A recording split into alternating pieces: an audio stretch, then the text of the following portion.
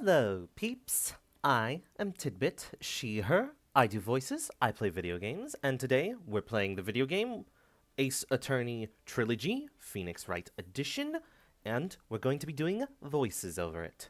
And I currently have no guests with me at the start, so let us begin.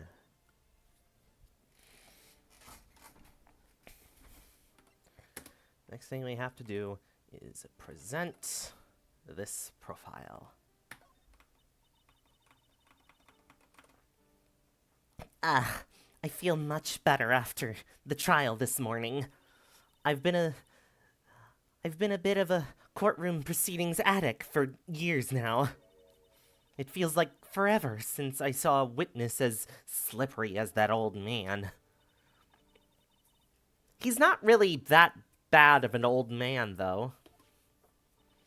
Still, I feel a bit uneasy. Huh? I thought you just said you felt much better. Maggie, if there's something on your mind, you've got to tell us. Especially if it has anything to do with Mr. Kudo or his testimony. Roger. I'll spill it all and see what you make of it. Is there anything about Mr. Kudo's testimony that stood out as odd to you? Actually, yes. The fact that he was even testifying to begin with didn't quite... doesn't quite what? Well, when I took the coffee over to the victim's table... It's true there was another customer in the restaurant. Yeah, we know that already. It was Victor Kudo. But I can't really say it was an old man. Okay, then how about calling him a really old middle-aged man? No, age isn't the issue. The other customer was a woman. A woman? Are you sure, Maggie? Dang, you people go crazy for women. Why?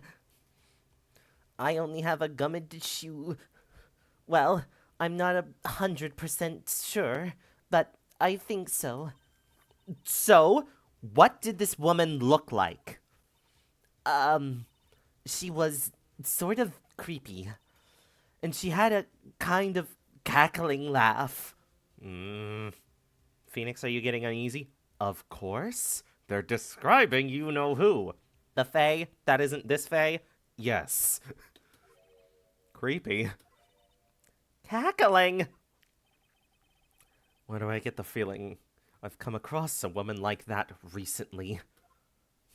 Literally the bit I just did.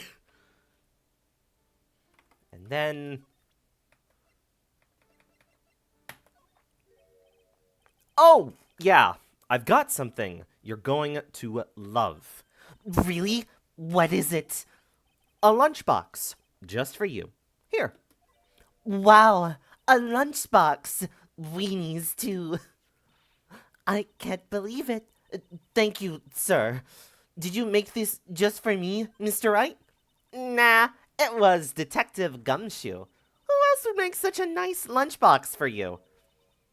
Detective Gumshoe. He's really worried about you. Looks like he put a lot of effort into making this, too. I can't accept it. Detention center rules. No gifts allowed, sir.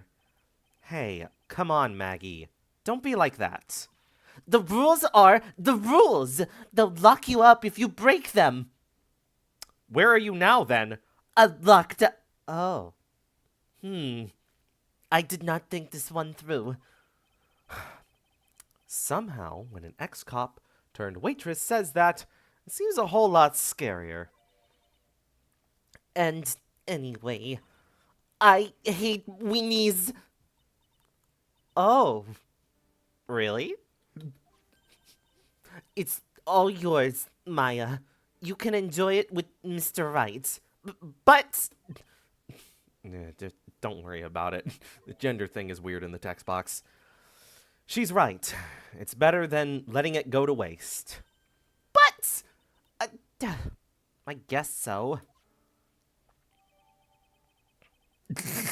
Gumshoe's lunchbox, eaten with Maya. Well, how was it? Oh, that hit the spot. I love weenies. Oh, good. I'm glad I gave it to you then, sir. Well, we have nothing to talk about. Let's go to Detective Gumshoe. January 7th. Police Station. Criminal Affairs Department. The main servers just went up in smoke. Why the heck isn't the press conference set up yet? The superintendent's here already. Yeah, and there's a problem with the internet too. I already told you to stop using your computer, Chief! But I'm watching videos online. I'm catching up on my Asian soap operas. It's gonna have to wait, Chief. I'm throwing the switch. No! Just when some young guy... I got it. Was about to confess to his son's hot to trot girl. Excuse me? Wow, this place is really buzzing. That's a neutral term. It could mean good or bad, you know. I know, I was very deliberate. Something must be going down. Something really big.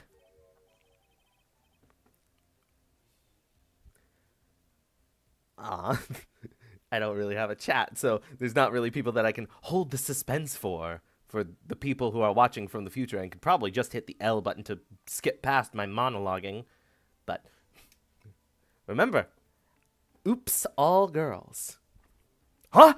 What are you doing here, pal? Detective Gumshoe! You can't be here right now. You'll be roped into the briefing if you stay. Huh? We got big problems here today. Why? What's going on? It's a virus. A virus! A virus?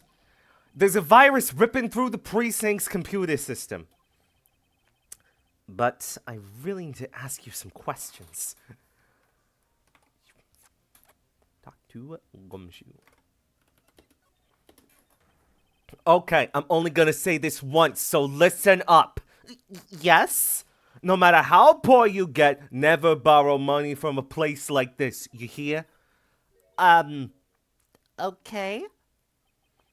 If you got money trouble, just go on a diet of instant noodles and hang in there. We're not thinking about borrowing money, Detective. We want information. Oh, is that all? Well, let's see. Tender lender is considered to be even fishier than the average illegal loan shark. And it seems it ran into trouble just recently. Those guys have been pretty heavy-handed calling in all their debts. Really? Don't go poking your nose around in their business, pal. You'll really regret it if you upset that lady. All right, I get the picture. Hey, wait a minute! What did he just say? That lady? What does Gumshoe sound like? Woody Allen? Also, sorry for being late. I forgot today was Monday. Woody Allen. I don't know that voice off the top of my head, but that's not what I'm going for. I'm going for a voice that fits the Gumshoe feeling, but is, you know, femme and not big guttural man that's gonna hurt my throat.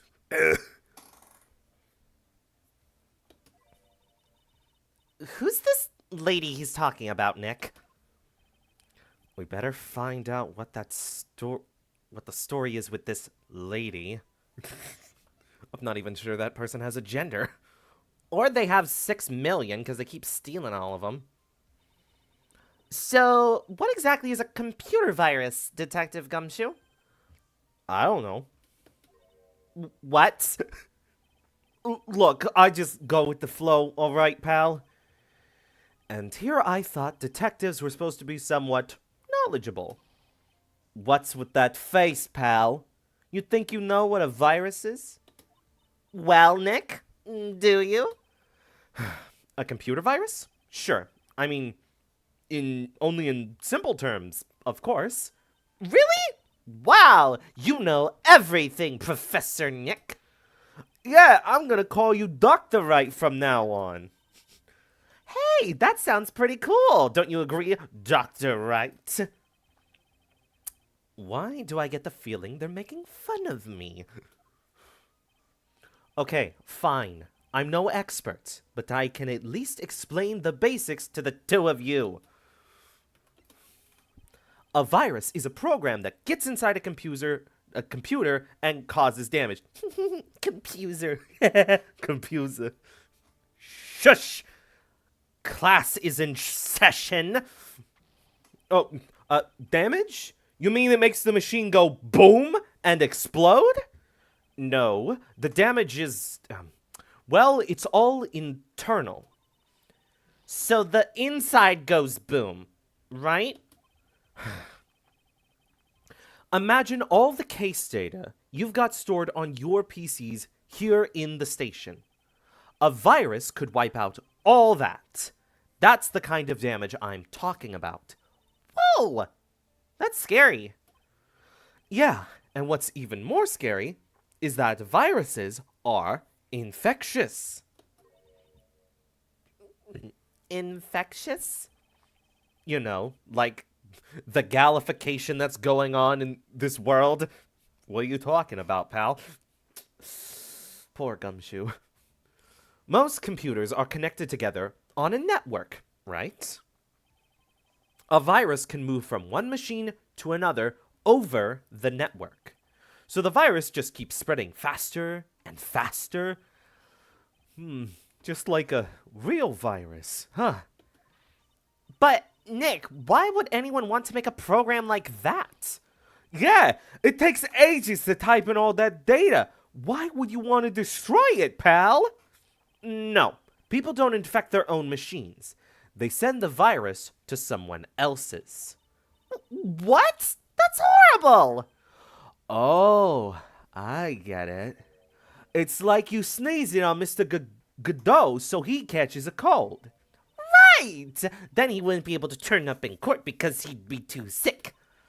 You really shouldn't do stuff like that, Nick. It's wrong. What? Who? What? Where? When and why did the conversation jump to talking about me? Anyway, that's what a computer virus is. A bad program that causes damage. And all the different viruses have names, right? I kind of feel like I've heard the name of the virus we caught somewhere before. The name of the virus, huh? I feel like I've heard of it before too.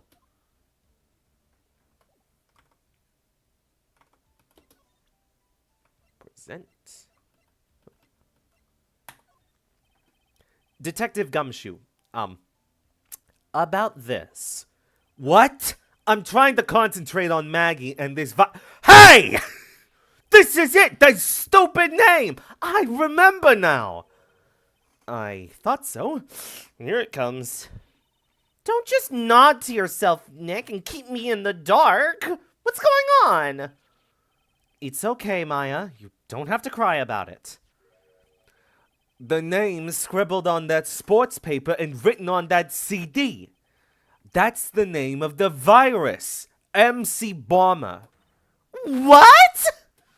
Yeah, the virus that's just infected every computer in the station, pal. It's MC Bomb. Can you give us any more details, please? First, you better just show me this. That's the girl who works over at Tenderlender. You want to stay away from her, okay? I mean it. She does look kind of unforgiving, doesn't she? That should be the least of your worries, pal. What's that supposed to mean? What could be worse?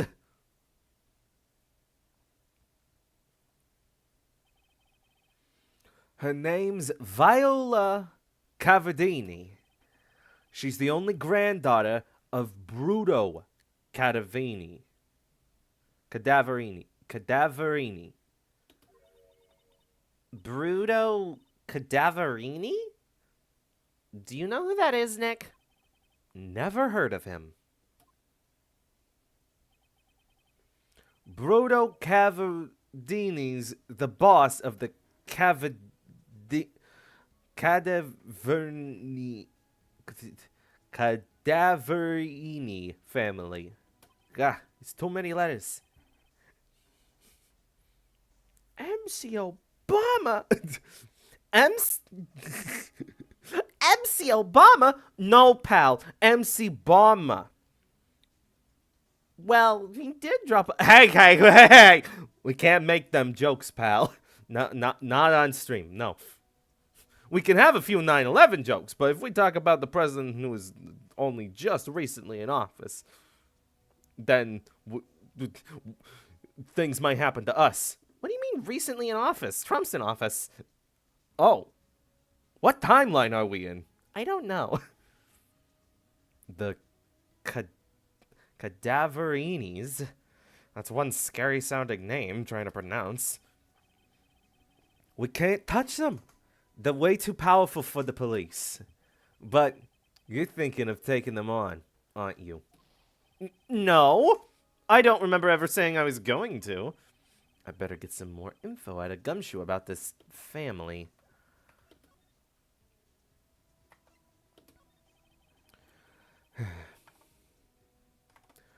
We already knew about the MC Bomber virus from a while back. A group of criminals issued a series of demands to the head honchos of law enforcement. They threatened to release the virus if their demands weren't met. Who are they? I don't know. Some hotshots from the criminal underworld would be my guess. Gumshoe being comically stuck in the mindset that it's 2009 is funny, to be honest. I mean, we have flip phones and nothing better. We look at our computers. They're as heavy as me. It is 2009. No, the precinct just, doesn't get good funding. What? Fuck. Damn. And now the virus has been released, huh? Yeah, it's in every computer in every public office in the city. Everyone's going nuts. They're hopping around like they're dancing at a carnival. All this stuff with criminals and viruses, it almost feels like we're in a sci-fi movie. Apparently, the programmer who made the virus was a real genius or something. The focus right now is on tracing the root of this virus on the black market. You mean someone put this virus up for sale? Yeah, and because this one's so powerful, the estimated its price tag was in the millions of dollars, pal. In the millions? A virus can be worth that much?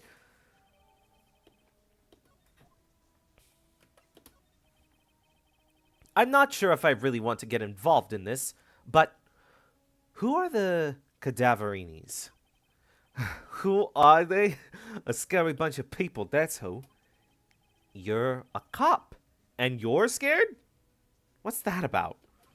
Trust me, it doesn't matter if you're a kid or a cop. These guys are scary. They've got some serious clout in the criminal underworld. Really, clout? I thought that was a more modern word. We can't touch them. They've got too much moolah. Moolah? As in cow? They pretty much controlled all the cash on the city's black market. The black market, huh? And that includes tender lender, I take it? Sure. No one stands up to Bruto Cadaverini, and I mean no one. Interesting. So, Viola's the granddaughter of some mafia boss then? Yeah, and everyone knows how much Bruto loves his little girl. She means everything to him. So, how did she end up a tender lender? I don't know, pal. But I heard she and the boss of Tenderlender are pretty tight. Tight? That's what it said in a file I read related to Maggie's case. Sounds like a pretty important clue. Oh, I can't believe it. I almost forgot the most important thing. And that is. You know, the lunchbox. How did everything go? Lunchbox? You remember? The weenies? Hey, weenies!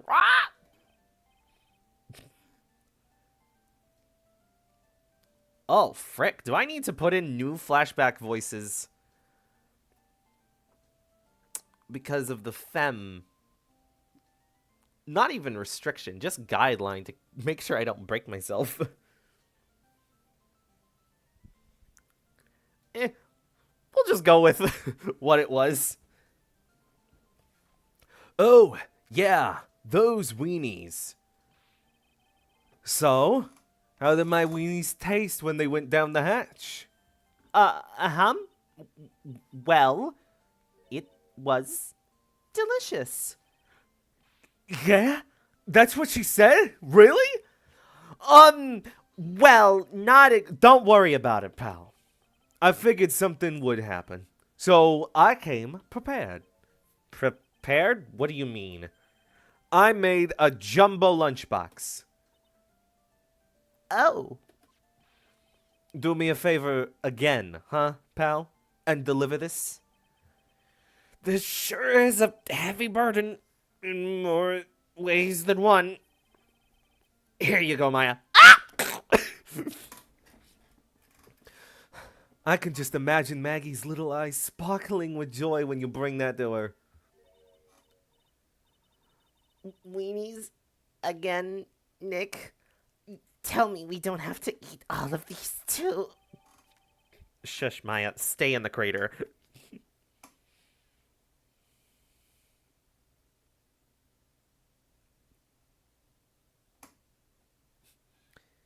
They said they had fries here. This was a lie. There's a reason a few employees were fired. I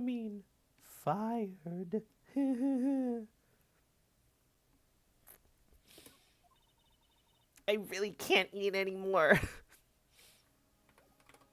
Right.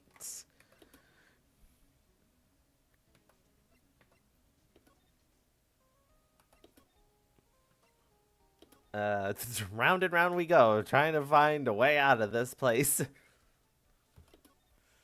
Because we're trying to get here.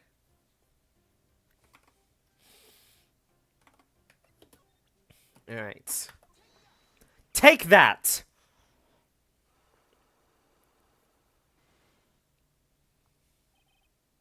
Glenn's troubles.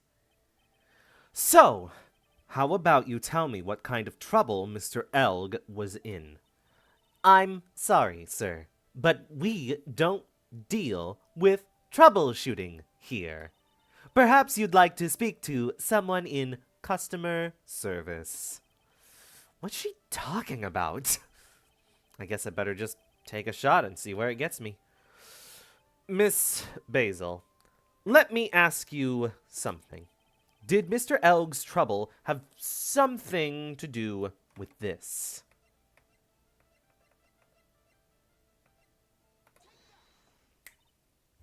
What is that? A bunch of horse racing tickets. All losing ones.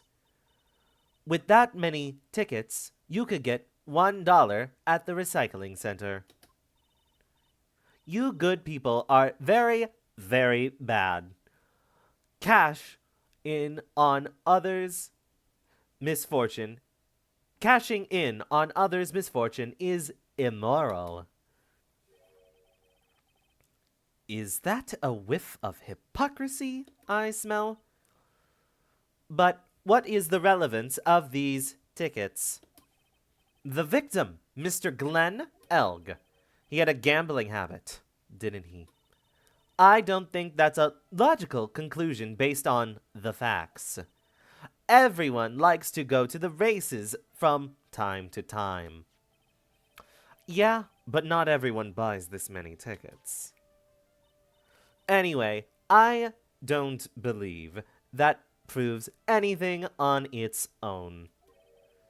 You're right, but I'm not through yet. Mr. Elg's gambling wasn't restricted to horse races, was it? The lottery, horse racing, he bought a lot of tickets and lost a lot of times. That's got to have hurt his wallet pretty bad, don't you think? You're making me leak coolant. Why are you so close and warm? Maybe bad enough to be the cause of some pretty serious trouble, perhaps. No, you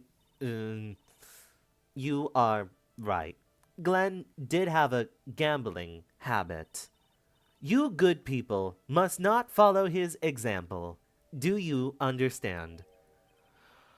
Trust me, even if I wanted to, I don't exactly have the money to buy any. But if you win, there's no problem, is there? And Glenn had a winning ticket, didn't he? For $500,000. Yeah, but it's hard to imagine how he could have been in trouble then, isn't it? It's true that Mr. Elg won $500,000 in the end. But that was his first stroke of good luck. He was in deep trouble before that. Basil doesn't get enough love, even if she's an AI. I am more sophisticated than those data center chumps. Deep trouble? What do you mean? Mr. Elg's real problem was with someone or something more terrifying and ferocious. Another me. Furio Tigre, the boss of a loan office called Tender Lender. Tender Lender. People with businesses should think harder before naming their offices. You're one to talk. Well, what do you think? Our firm is doing very well at the moment.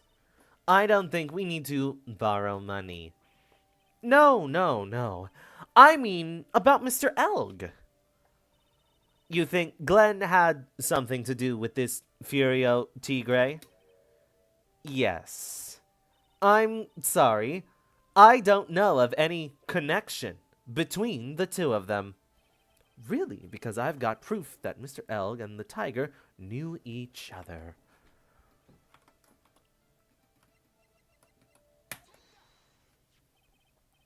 Furio Tigre, aka the Tiger, is the boss of a loan office called Tender Lender. This is who Mr. Elg met with on the day of his murder. And the only thing a loan shark would talk with him about would be his debt. No. It's true that Glenn had racked up quite a bit of debt from his gambling habit. About $100,000, I think. $100,000? Ouch.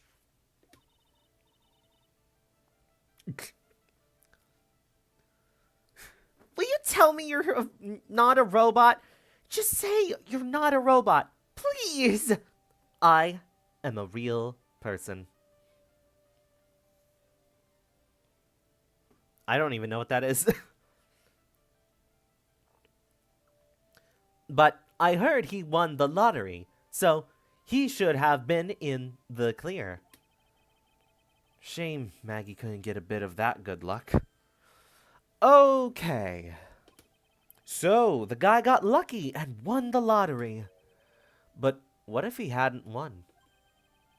What was his plan then? Oh, well, this isn't easy to say, but he said he would use his talents to repay the money. His talents? I suspect he was talking about programming. What computer program is worth $100,000? Perhaps you good people should leave so I can get back to my work. I'm so close to cracking her. The program in question, was it by chance this? Well, this is it, isn't it? This is the virus that's infecting computers worldwide as we speak. MC Bomber.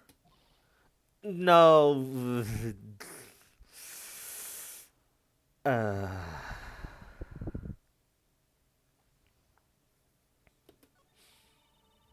Glenn's head had more processing power than any computer, but it had been infected with a gambling virus.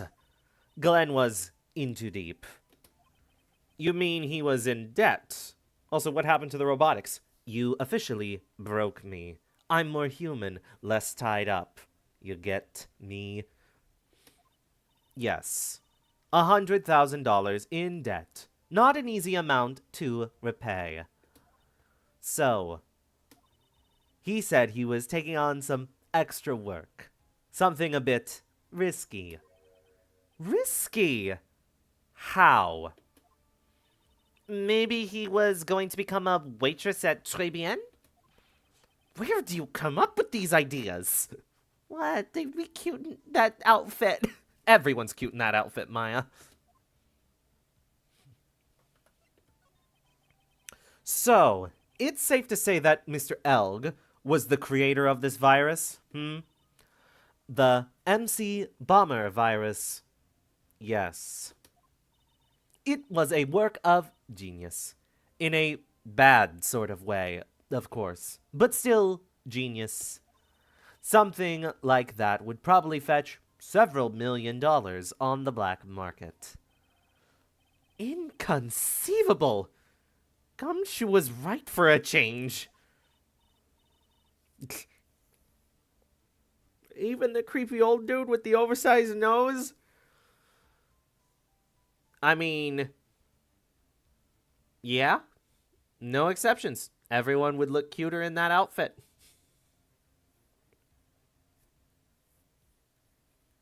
This date, December 3rd, that is marked on his calendar. That was his deadline for repaying his debts.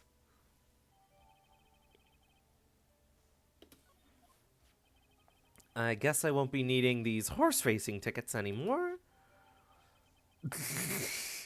Thrown back on the floor. Use the trash can, Nick!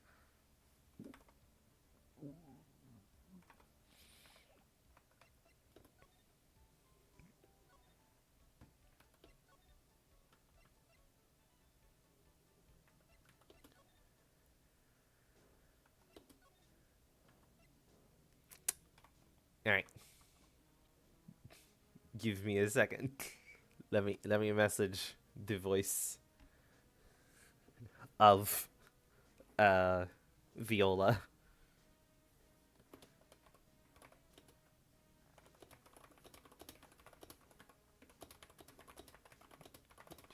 To wait for you.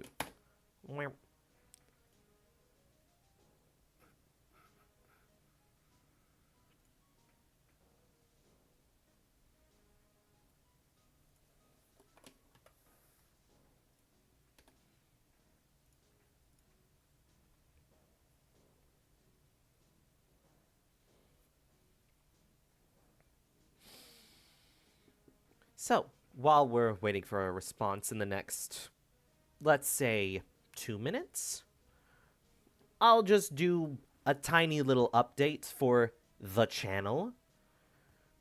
If you have noticed, the Transformer videos took a stop because I ran out of figures. It's not easy getting my hands on those things. There is no local toy store in my area. I have to find them at Walmart and Target and occasionally the dreaded overpriced Fred Meyer. But I have recently gotten a few more figures because Christmas. So expect a few more Transformer videos to be showing up in the future. And even a short, because I think I might dip my toes into short content for Transformers of alternate fan modes that I didn't do in the video. I'm enjoying those. You make good videos. Thank you.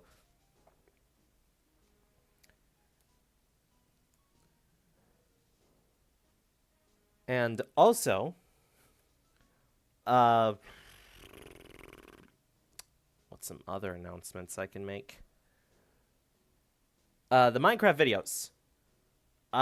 Those are just going to be random. I have no idea. I might make videos about Minecraft should add another difficulty to Minecraft, and a video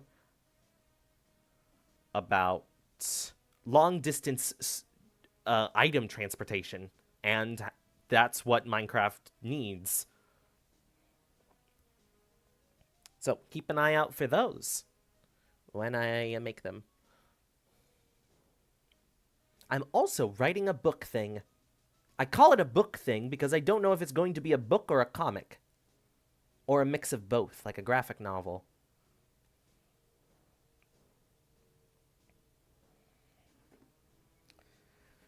Alright, we have gotten no response from the voice.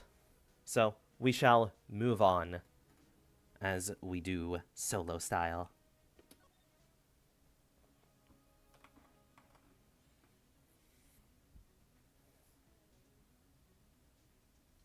Ooh, gotta save here.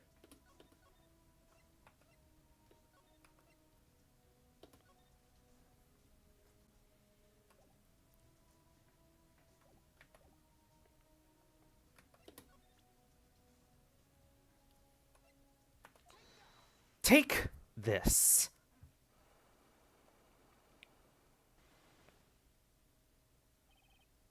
The head bandage. You say that bandage around your head was from an operation?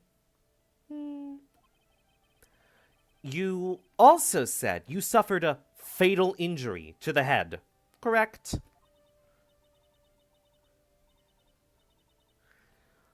Yes, the operation was very difficult, apparently. Now, by fatal injury, you mean you were hurt very badly somehow, right?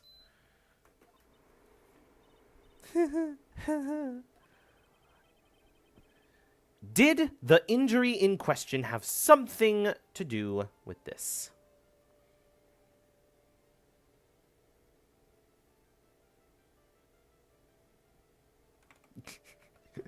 Present any wrong piece of evidence. Best one is the badge. Well? Donuts? Huh? I bake them myself. Homemade donuts. Have one. What's inside? Jam and... I'm sorry, I didn't quite catch that. Thanks, but no thanks. I think I'll pass. I guess that was a flop. Found out the other day you can't play the legacy Xbox 360 Minecraft disc on the Xbox One, which was ass. You know what I do in that information? Boot up my old Xbox 360. My favorite character from The Simpsons is Homer Simpson. What happened to this woman? Question mark? For her to have such a huge bandage around her head. There must be some piece of evidence that'll prompt her to tell me what happened. Homemade donuts. I still need to remember to do the Très bien achievement with all the different French words.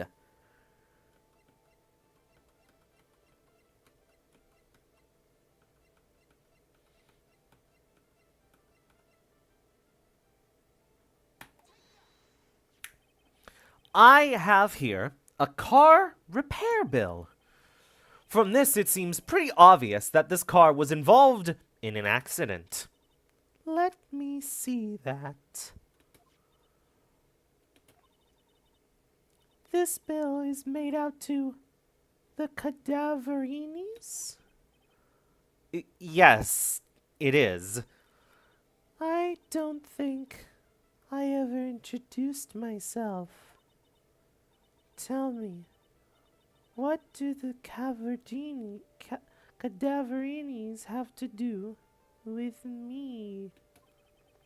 Something tells me she's not going to say hi and introduce herself. Alright then. Oh, your Xbox doesn't read discs? That sucks.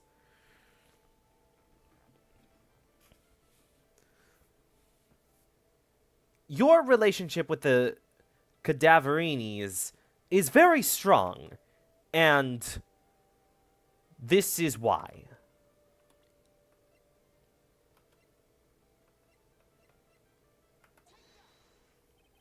I know exactly who you are.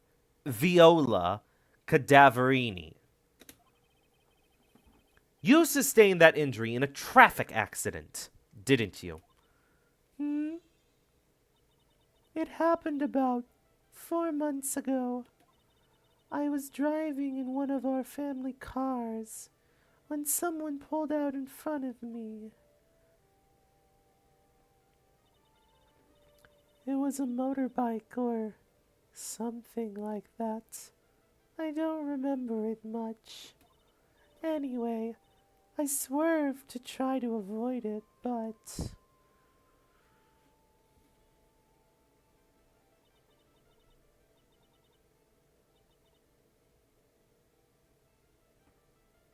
I took a blow to the head. A bad one. Yeah, I can imagine. So, what happened to the person on the bike? I'm guessing they didn't get away with injuring the Viola Cadaverini, right? I don't know what happened to them. They ran away, or so I heard. Ran away. If they'd stay, I'd have... Ugh. Is it possible? Could the person who committed the hit and run have been...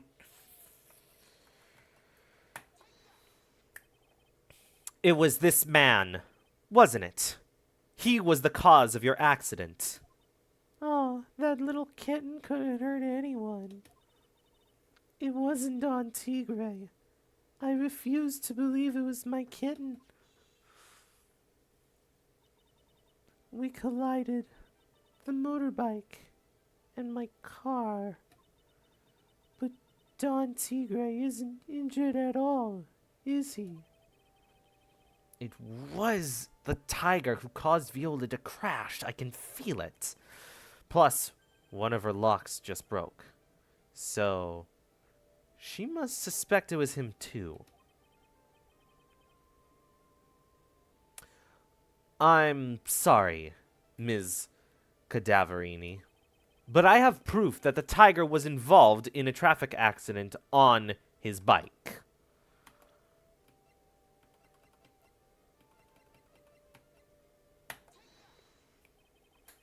It's not exactly a motorbike, but Mr. Tigre rides around on a scooter, doesn't he? And you'll notice that the front wheel guard is badly damaged. Just the front wheel guard?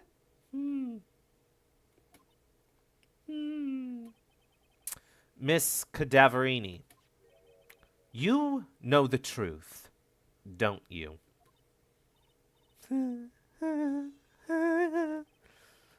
This repair bill was paid by Furio Tigre. The Cadaverinis have known for ages who caused the accident, haven't they? It's possible, perhaps. Somewhere inside me, I know that may be true. I knew it. But, slap that butt. Don Tigre still saved my life. The operation was very complicated. It was very, very expensive. How much are we talking? Very, very, very expensive. She seems kind of hesitant about giving me an actual figure. I should back off. Let her keep her Monster High dolls. She can have those figures. Well, anyway, it was the tiger who paid for it, right? After I recovered, Don Tigre told me. He said he paid for the operation because he cared about me. I believe him. Really? But do you honestly believe that to be true? Do you want to know what I think? I think the reason he paid for the operation wasn't because of you, but because of someone else. Perhaps I shouldn't be saying this, but your grandfather, Bruto Cadaverini, controls a lot of dubious cash, right? And you are his beloved pride and joy.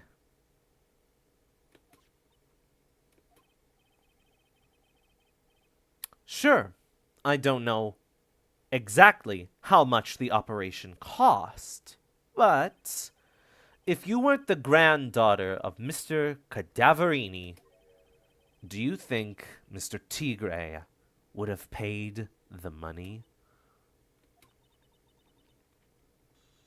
$1 million.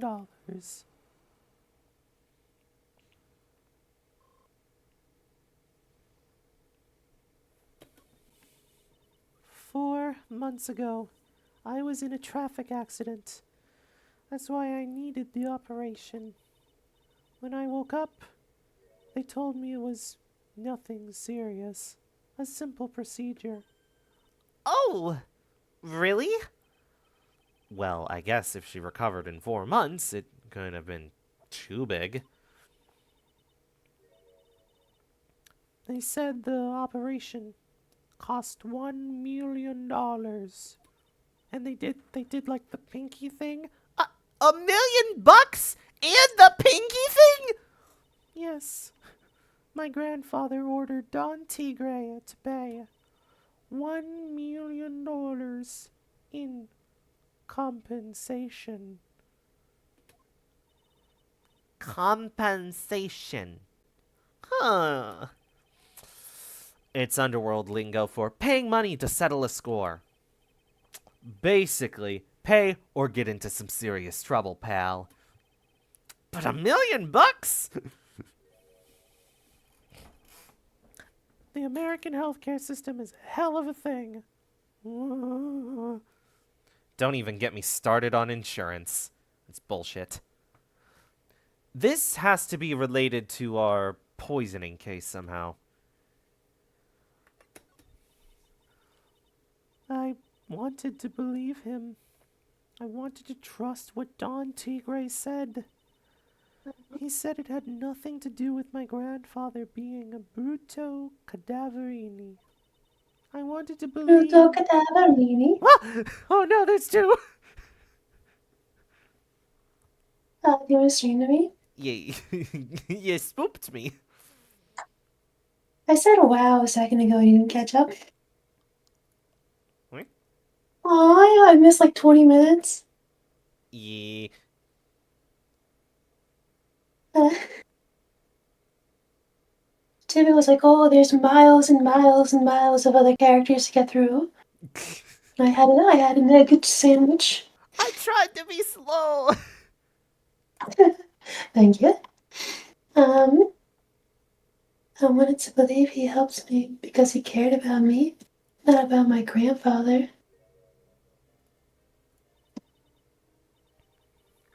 But I knew that wasn't really true.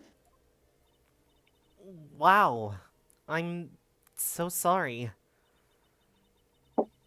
What he did to get the money once, it was evil.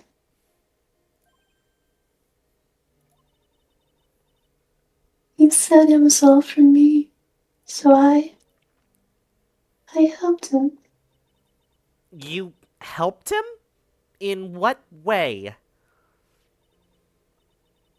Here, take this.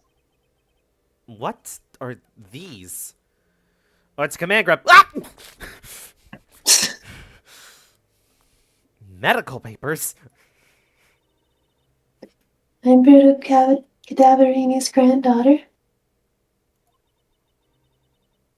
He had to pay compensation. He was made an offer. He simply couldn't refuse. A tear swaying in the wind. Viola's Tis medical. mine, What? tis mine.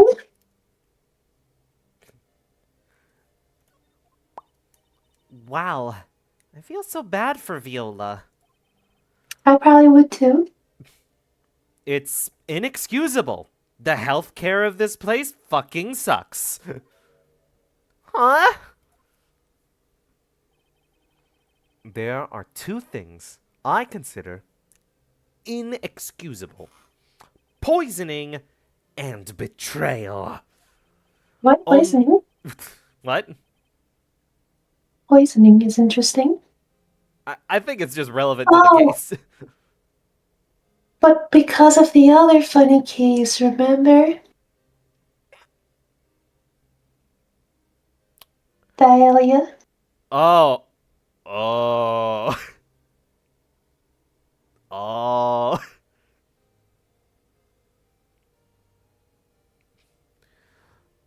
He excused Dahlia though. She's fine. One Dahlia, not the other one. I've only got one Dahlia to my name. Only a coward would hurt people using either of these tactics. Play Fire Emblem. Is Okay. everything all right, Nick? I hear an Ike in your head. We should get going. I like that you know one Fire Emblem game. Tactics? Tactics? That was the joke. Fire Emblem Tactics. What? Is that not a title? No, I'm thinking of Final Fantasy Tactics. you are. Oh, fuck. Then yes, I do know one Fire Emblem game. Path of Radiance. Which is now on the Nintendo Switch Online Nintendo GameCube Switch. Really? Cool. Yes. There was like a day where only the Japanese, accounts posted about it, and people were scared, like, why the fuck would this not be on the English side too, though? Why is it taking them 24 hours to say anything about this? Are we not getting the game in the West? It's been like 20 years, and the game is like $600 on the black market. Only the cadaverinis have access to Fire Emblem Radiant Dawn. That's where they get all their money. Oh, Radiant Dawn's still unavailable. Um, there. Oh, right. Yeah, Path of Radiance. Sorry, Path of Radiance is the one that's on the GameCube. Both have Radiant Dawn, I think. I know both of them. I watched Jello play Yeah. through both of them. I was gonna say one other thing and I forget. Oh well. Okay. Right after we finish our espresso. Poison's Yeah. his own espresso. We won't need to convince Viola of anything else. So I guess I can get rid of this. Repair bell thrown into the trash. Maybe you don't need to convince me of anything else, but you can.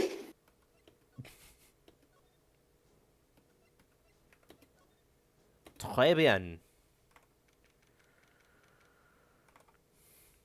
January 7th. Très bien.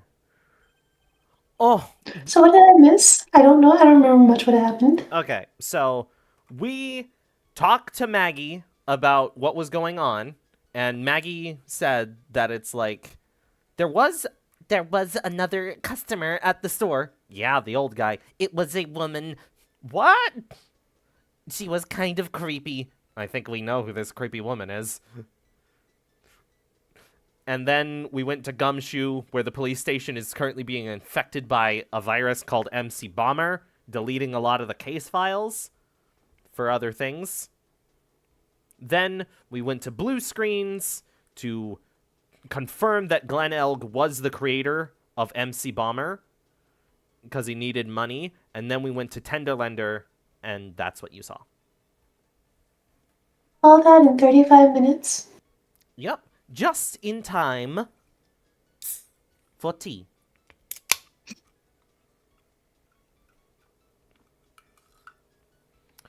Lay said. Oh, bonjour. I have been waiting for you to return. Ms. Armstrong. Ah, good timing. I was hoping to find you here. We'd like to ask you a few questions. Give me a second. Can I context who this is? What? Oh yeah, I can context who this is. This is Gumshoe. Should I take Gumshoe? Sure, if you want to. I don't know if I want to. He hasn't got anything to say to you, fellas. Oh, Oh, it's Tigre. It's Sydney, help! I'm calling you up.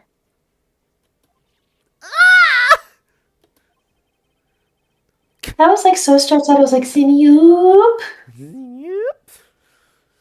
Come out from Like a under the fucking, table already. like a slide whistle. Whoop.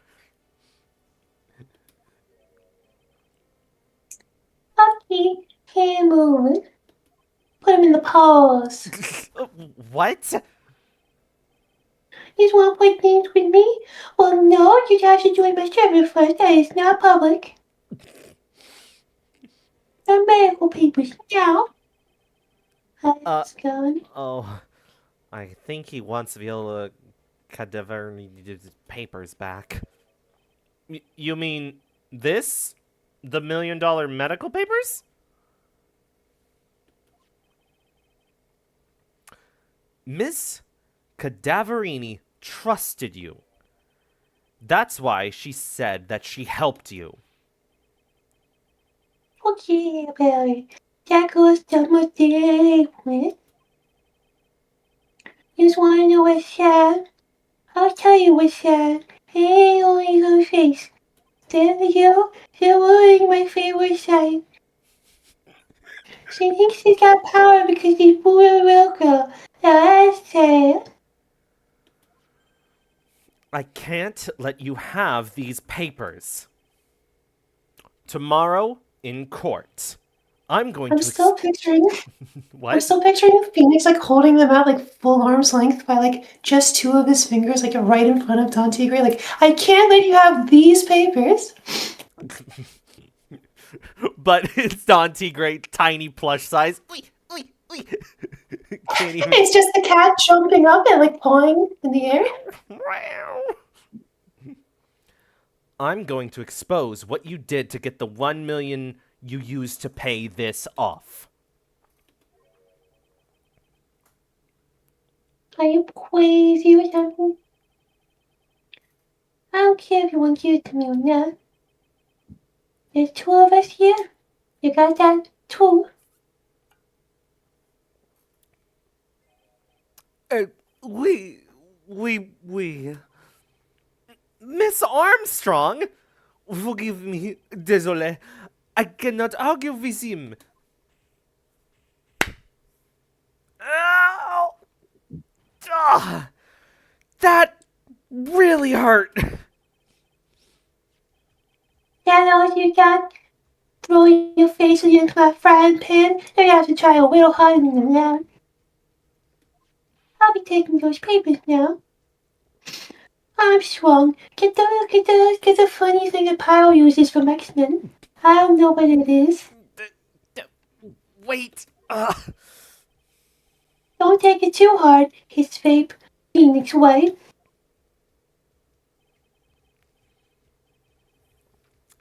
That was so stupid. I shouldn't have let my guard down.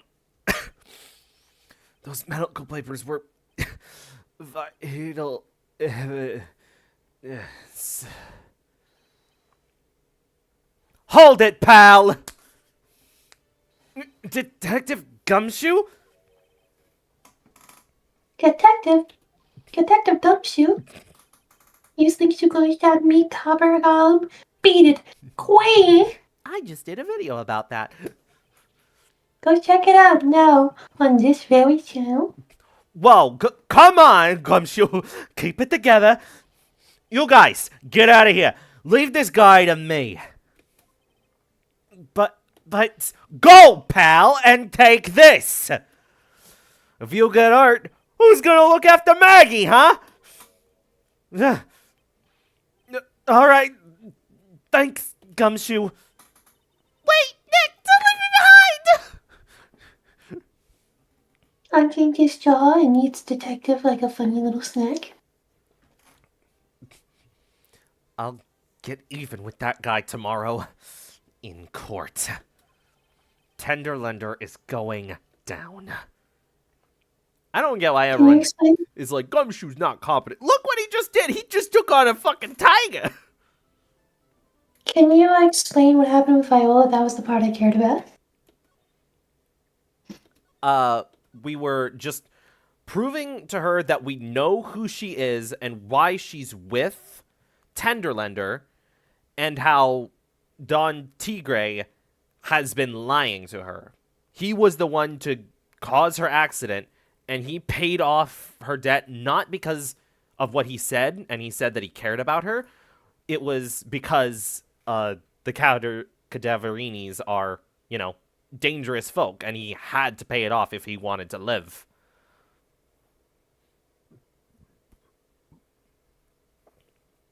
But she didn't know that it was his debt? Or like that he was responsible?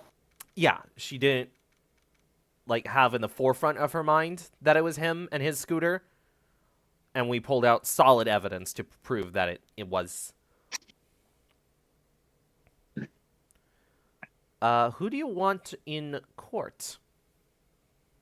I don't know. Who are we talking to? Let me quickly check.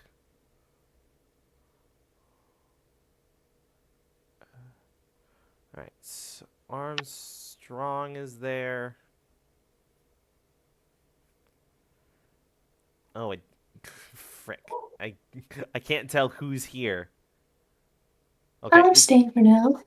Okay. January 8th, 9:46 a.m. District Court, Defendant Lobby number 1. Good morning, Mr. Ryan. I won't take anyone. Yeah, you take Maggie. Good Okay. morning, Maggie! Squawk, so what do you think's gonna happen tonight, sir? The answer to the session didn't go so well on a giant mystery. Like a giant bird's egg, I've had some of those. That's true.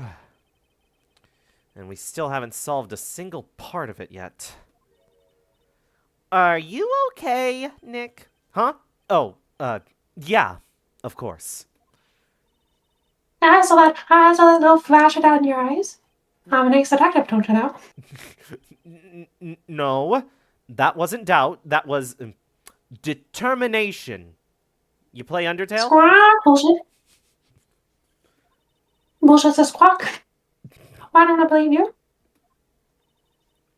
It's nearly time, Maggie. You'd better get going to the defendant's seat. Oh, Roger, don't let me down, Mr. Bright. I'm counting on you.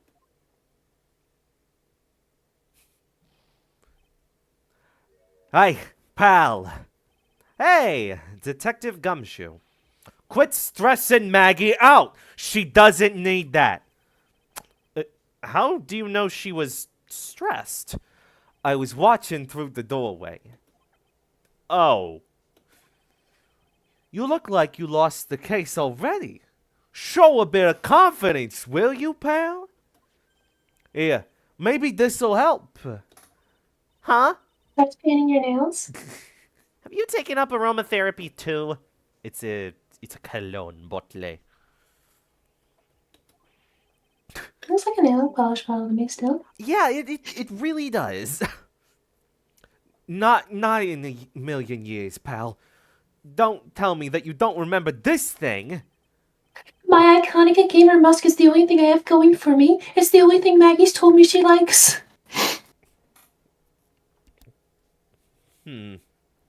Come to think of it, that doesn't look like one of those aromatherapy bottles. This is the small bottle that turned up in Tribulations' kitchen a couple of days ago.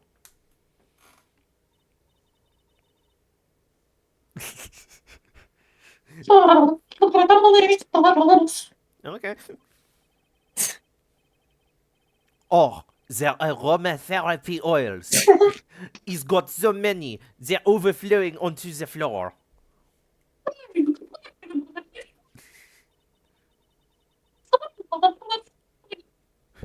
Discord is eating all of it, but it's so funny. Yay. Well, what do you know? And it doesn't have a label either. Tippet, I know you've never seen SpongeBob. You sound like the SpongeBob French voice. Good looking. Bikini bottom. Yeah. Good looking. Where some goons can shoot Lego. We finally got the analysis results back from the lab. So, what is it? Is it the poison? I'm afraid not, pal. It's, medication. Medication? You and me, now as we lose ourselves to this and ignore. Yeah, for the Do I know that ears. song? What? Do I know that song? It's Medicate by I don't know who. I don't remember the name. Fun fact, Tom Kenny, SpongeBob's voice actor, also voices the French narrator. Strangely, in the game Revenge of the Flying Dutchman, Tom Kenny doesn't voice the narrator. That makes sense, but I kind of always just figured it was Mr. Lawrence, who voices Plankton.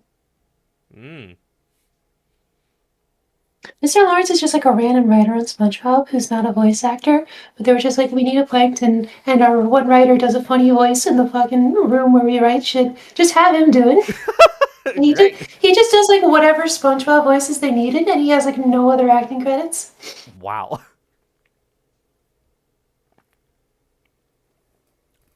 I'm pretty sure I might have gotten some of that wrong.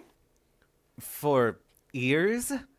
You mean, yeah, It's the medication Glenn Elg was using for his ruptured eardrum. What was Glenn Elg's ear medication doing in the kitchen? Probably swiped. Swipe or no swiping. Swipe or no swiping.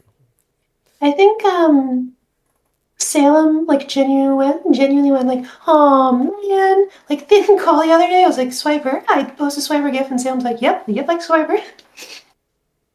I didn't catch any of that. What?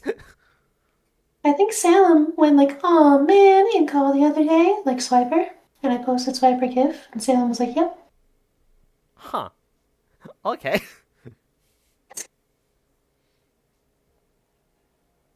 What about the unidentified fingerprints? Anything on that?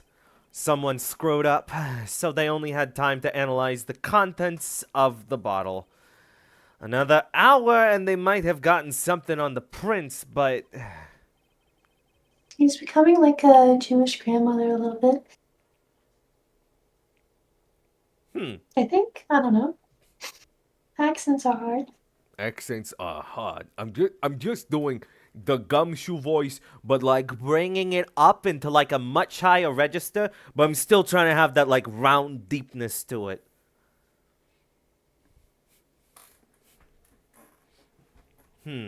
That's going to weaken its impact as a piece of evidence. Okay, pal. This is it. Make sure your defense is impregnable today. Got it? You got small birthing hips. You don't want to be pregnated. Okay. Ugh. Today's trial. Focus on today's trial and not pregnant me. I'm going to expose that guy for what he's done. Or my If you could name see isn't the pregnant. Phoenix Wright. If you could see the pregnant fan art of me in my head, you'd lose your mind. Is that how you become an elder god? Just go on DeviantArt for way too long that you see the horrors of the universe?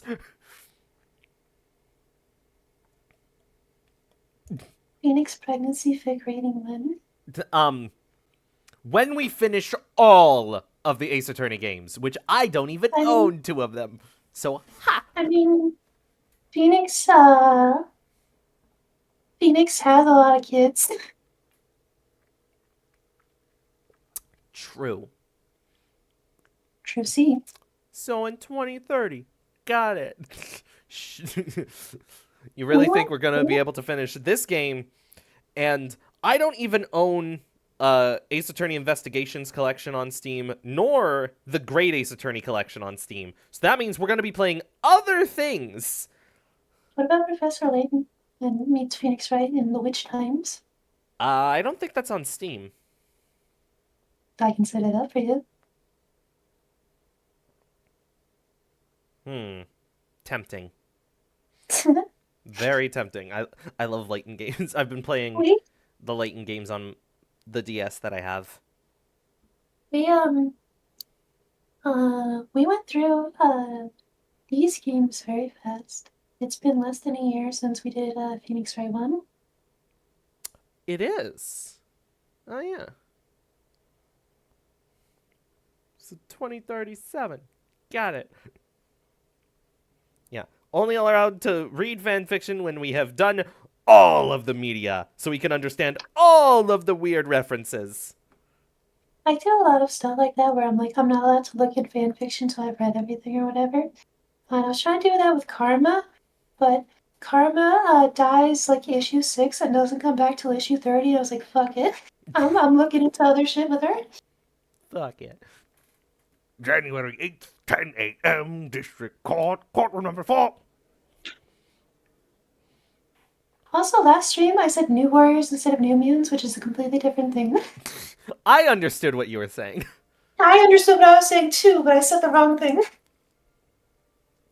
Only true fans would understand. Court is now in session for the trial of Maggie Bird.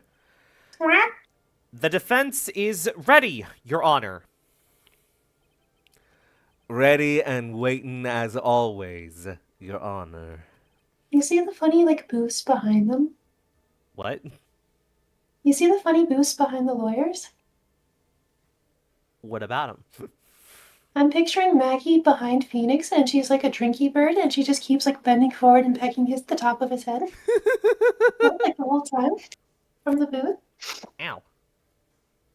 Ow. She's getting hurt.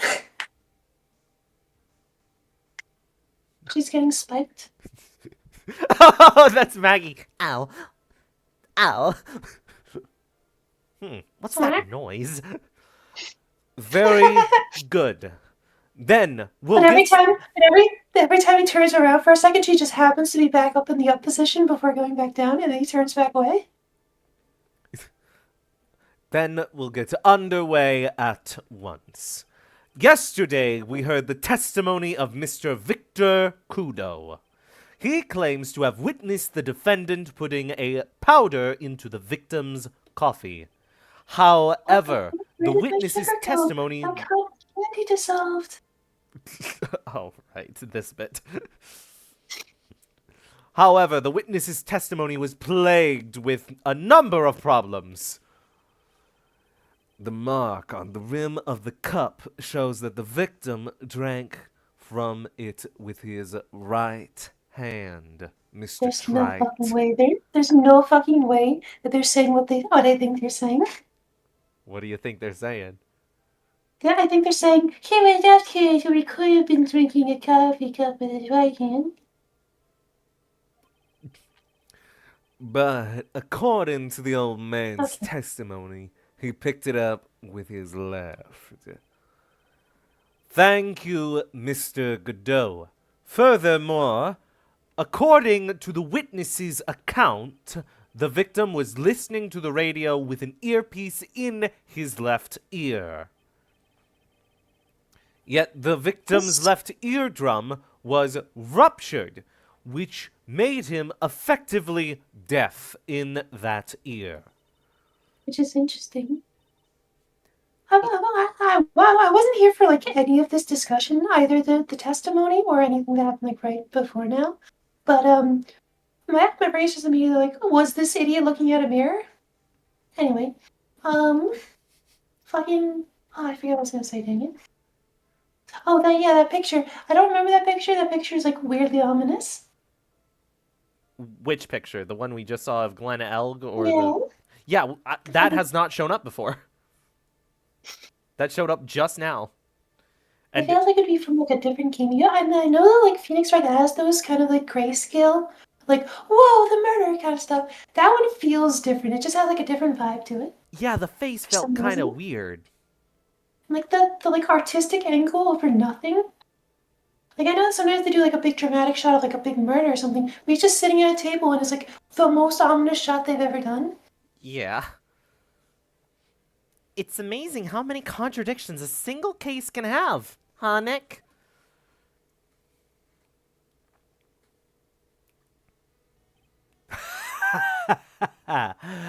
Allow me to enlighten you, Your Honor.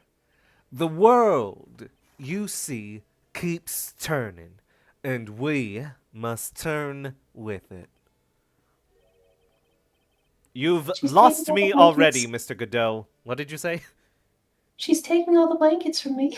No! She keeps tossing and turning. The wheel in the sky keeps on turning. Don't let the mysteries of yesterday mystify you today. Maybe I should take Maya. Okay. Only losers think like that. You've got to change with the times. That's one of my rules. Are you implying that you've resolved these contradictions? You know the answers to these riddles.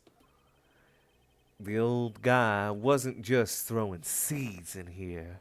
He was throwing us off the scent. I'm sorry, I know the what to these riddles. Like by context, I figured you'd be saying answers, but I didn't hear you say answers for some reason. Like, did you say answers? I feel like I did. The joke is that answers was in red. Oh. I'm just picking up from context clues. I can't see them words. It's like Red Lobster. I just crash into that building all the time. I can't see it. Don't even Target, get me started on the robin. Target, how can I aim for it? I can't even fucking see it. And today, I'll prove it. Very well. Let the first witness take the stand. Red Lobster is still open. Red Lobster is still open. And you are? Oh, bonjour, everyone. I am John Armstrong, the owner and head chef of La Tribulations restaurant. Enchanté. Forgive me for asking, witness, but are you a woman? Oh la la, monsieur.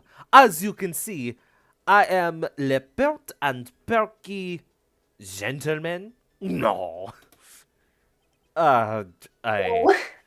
Didn't answer the question. did not. On the day of the incident, you were in Trebien's kitchen. Isn't that right? With you, monsieur? What? Everything feels right. Now she's coming on him. Yeah. Wow, he's totally unfazed. Doesn't anything intimidate this guy? Intimidate. Oh, that's a shock. This is aged. Yup, and that's why once I'm done with this, I'm thinking about streaming Of the Devil. Or One Night in Hot Spring. Or Helltaker. There's a lot of options. Check. I was gonna say. What did the characters just say? Oh, shit! It was something Phoenix said. I don't remember. Sorry. It's okay. Very well. Your testimony, please, witness. Please tell the I think court I'll- what happened that day at Trebian. Oui. I think all of those games are kind of short. What? I think all of those games are kind of short. They are. Especially with the fact I did think about having like a stream of where it's 4 games back to back to back to back of One Night in Hot Spring, Helltaker, Awaria, and another short game. Well, One Night in Hot Spring has 3 games, and I could go you probably like 2 sessions, 2, 3. Probably 2 sessions between the 3 I don't games. have the other games for One Night in Hot Spring. I only have One Night Okay. in Hot Spring. Oui. Volontiers. Très bien. I wonder what the funny neck thing is called. It's probably a cravat. No, I don't think so. It's like they did a tie, but it's a cone. Yeah. Like a little piping bag. Mm. You just put the tip on and stick it up into your mouth? Oh la la. When it all happened, there were just 2 customers in my restaurant. I remember I was experimenting with some new art deco that day. Like having a large mirror between the tables, for example. I guess. I look at you, Purry. Well done. Oui. Perhaps that is what la old man was looking at. La cup, la earpiece, and la glasses. You would have seen something in reverse, no? I still don't understand that, and I think we have to disprove it somehow, but funny mirror? Mm-hmm. A Mirror cup? mirror! Oui, un grand mirror. la most enormous mirror.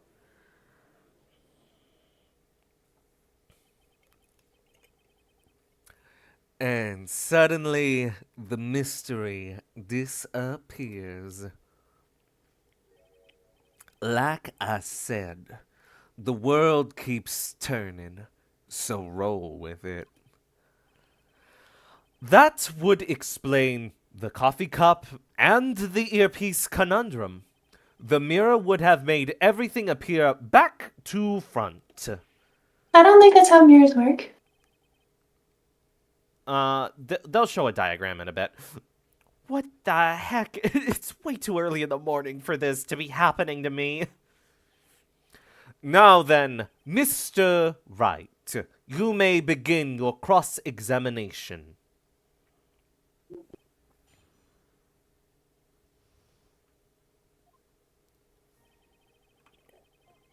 Right, I'm just gonna do the Gene's foreign language course achievement off stream later. Okay. So, present profile. Do you want to make a funny save for that? I already didn't do it from last stream, so that save is still there. Okay.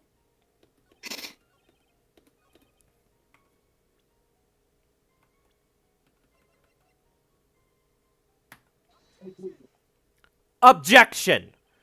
The coffee cup, the earpiece, and the HMD. Let's think back over Mr. Kudo's testimony for a second, shall we?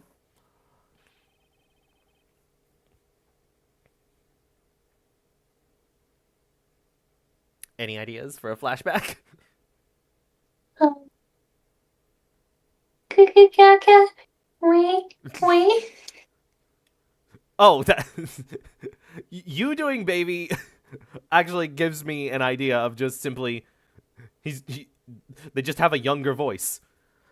The boy was wearing the earpiece on the same side as the green lens of his specs. No question! You can lock me up if I'm wrong. It was his left ear, without a doubt. So, to summarize, we were told both the HMD and the earpiece were on the victim's left side. Now, if Mr. Kudo saw all that as a reflection in a mirror, it means both the HMD and the earpiece were actually on the victim's right side. Exactamente. You see, monsieur, now that you think about it, it is not so hard, no? Unfortunately, that's where we run into a monumental contradiction with the facts. If Mr. Kudo really did see everything in a mirror, why is it that the HMD is now on the wrong side of his head? Order! Order! Mr. Wright is correct. If the witness genuinely observed the victim reflected in a mirror, then we should expect the victim's eyepiece to have been over his right eye. Objection! How bitter. Try. You should have a taste of this bitterness. It'll calm you down in no time. Are we talking about your coffee or something completely different? You don't understand the way the witness thinks. How he thinks? You remember this, I presume? The I broke the vase, sorry apology. Mr. Kudo's sworn testimony? Exactly. The old man has one very grievous habit, other than throwing seeds. The more of an impression something makes, the more muddled his mind makes it. And what's the most striking thing about Mr. Elg? Will that Clearly. body hold up in court? What? Um, will that body hold up in court? The more interesting something is to this guy, the less he knows about it. Well, that makes sense to the court. That makes sense to the court. You can't be serious! Clearly, it's the victim's eyepiece. And that's my point. The old man strikes again. Mr. Elg's HMD made a big impression on the old man.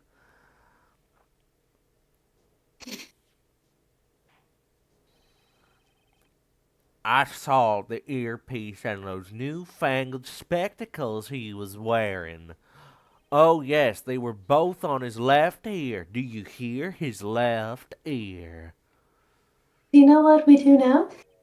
We just say, evidence? Huh. Well, try it. Uh, that's the worst but best impression of Kudo ever. Just like earlier. Yeah. Wow! I really thought he was an old seedy man for a minute. God, it was good. Goes back to watching the JonTron where JonTron has to get jock off seeds by showing him drug PSAs. But John, I love them. Jock, Enough! is this seed? Okay, go on. I must agree that yesterday's witness was irresponsibly rash in much of his testimony. Bad luck, Nick. Looks like the boil of a contradiction you found is just a rash. A mirror can't be beaten by a handful of seeds, nor can it lie. This is idiotic. What? This is idiotic. Yeah. Yeah. So, what exactly was the old man looking at? Fill us in, Ms. Armstrong. Go on, tell the court we're all ears. Oui, I can explain. Please, if you will look at les plans of les restaurants. Brings coffee through here. You see those funny little things above the flags? The funny little decorative stuff? Yeah. Reminds me of the Mega Flowey.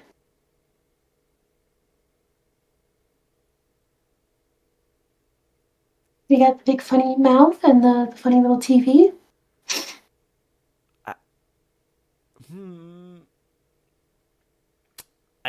I don't see it. Okay. Alors, is everyone sitting comfortably? A long dance, dun dun dun dun dun dun. La mirror, it was in the middle of the restaurant dividing the two halves. There is only one seat from which you could have seen an image of la victim. That was la seat at the table next to la victims. That was where the old man was sitting. After the terrible incident occurred, I moved la mirror so it was not in the way. But naturally, I did not touch anything else.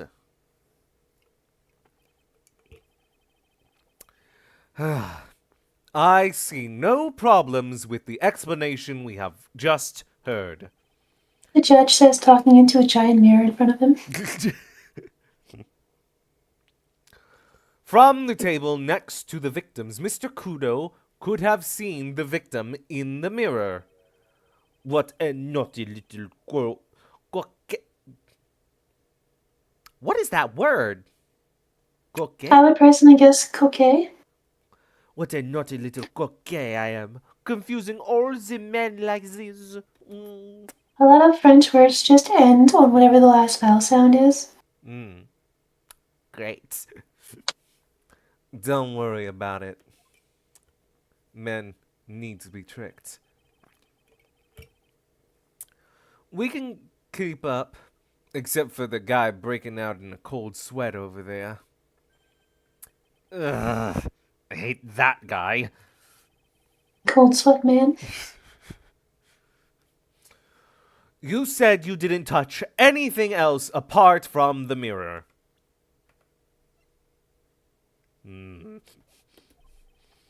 Are you quite sure about that? Volunteers, of course. Very well. Mr. Wright, your cross-examination, if you please. Like, La mirror, it was present. That was it's probably the last one. What? Oh. I was thinking you would present on the last one and be like, oh, you did touch something else. No, we gotta show this first. Objection! This piece of evidence contradicts with the testimony we have heard, Your Honor. The crime photo? Yes, this photo clearly shows something that theoretically shouldn't exist. What on earth do you mean by that, Mr. Wright? should not exist. Sounds like you're describing yourself, trite.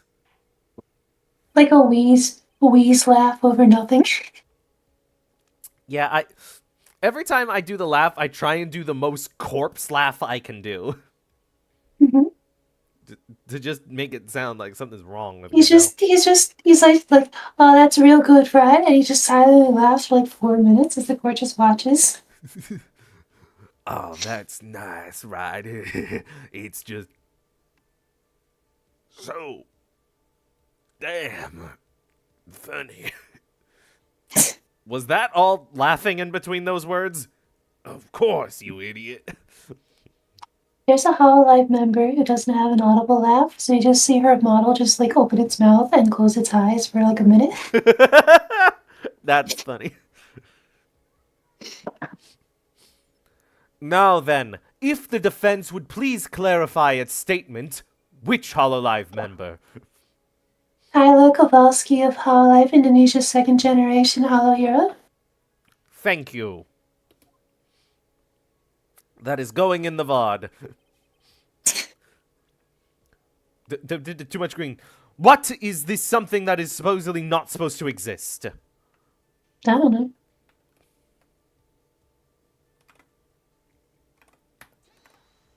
Not the funny flowers.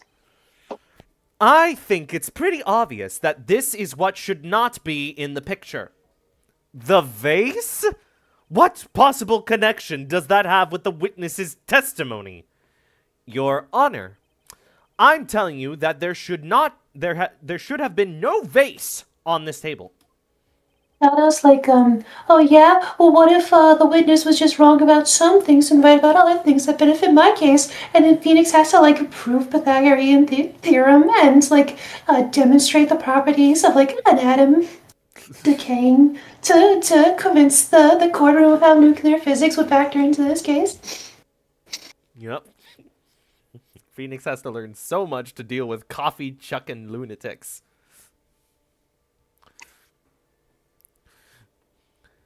Because it's very clear, it very clearly contradicts with this piece of evidence. Phoenix just always has to learn like exactly how things work and break them down for the courtroom anytime Gato says anything.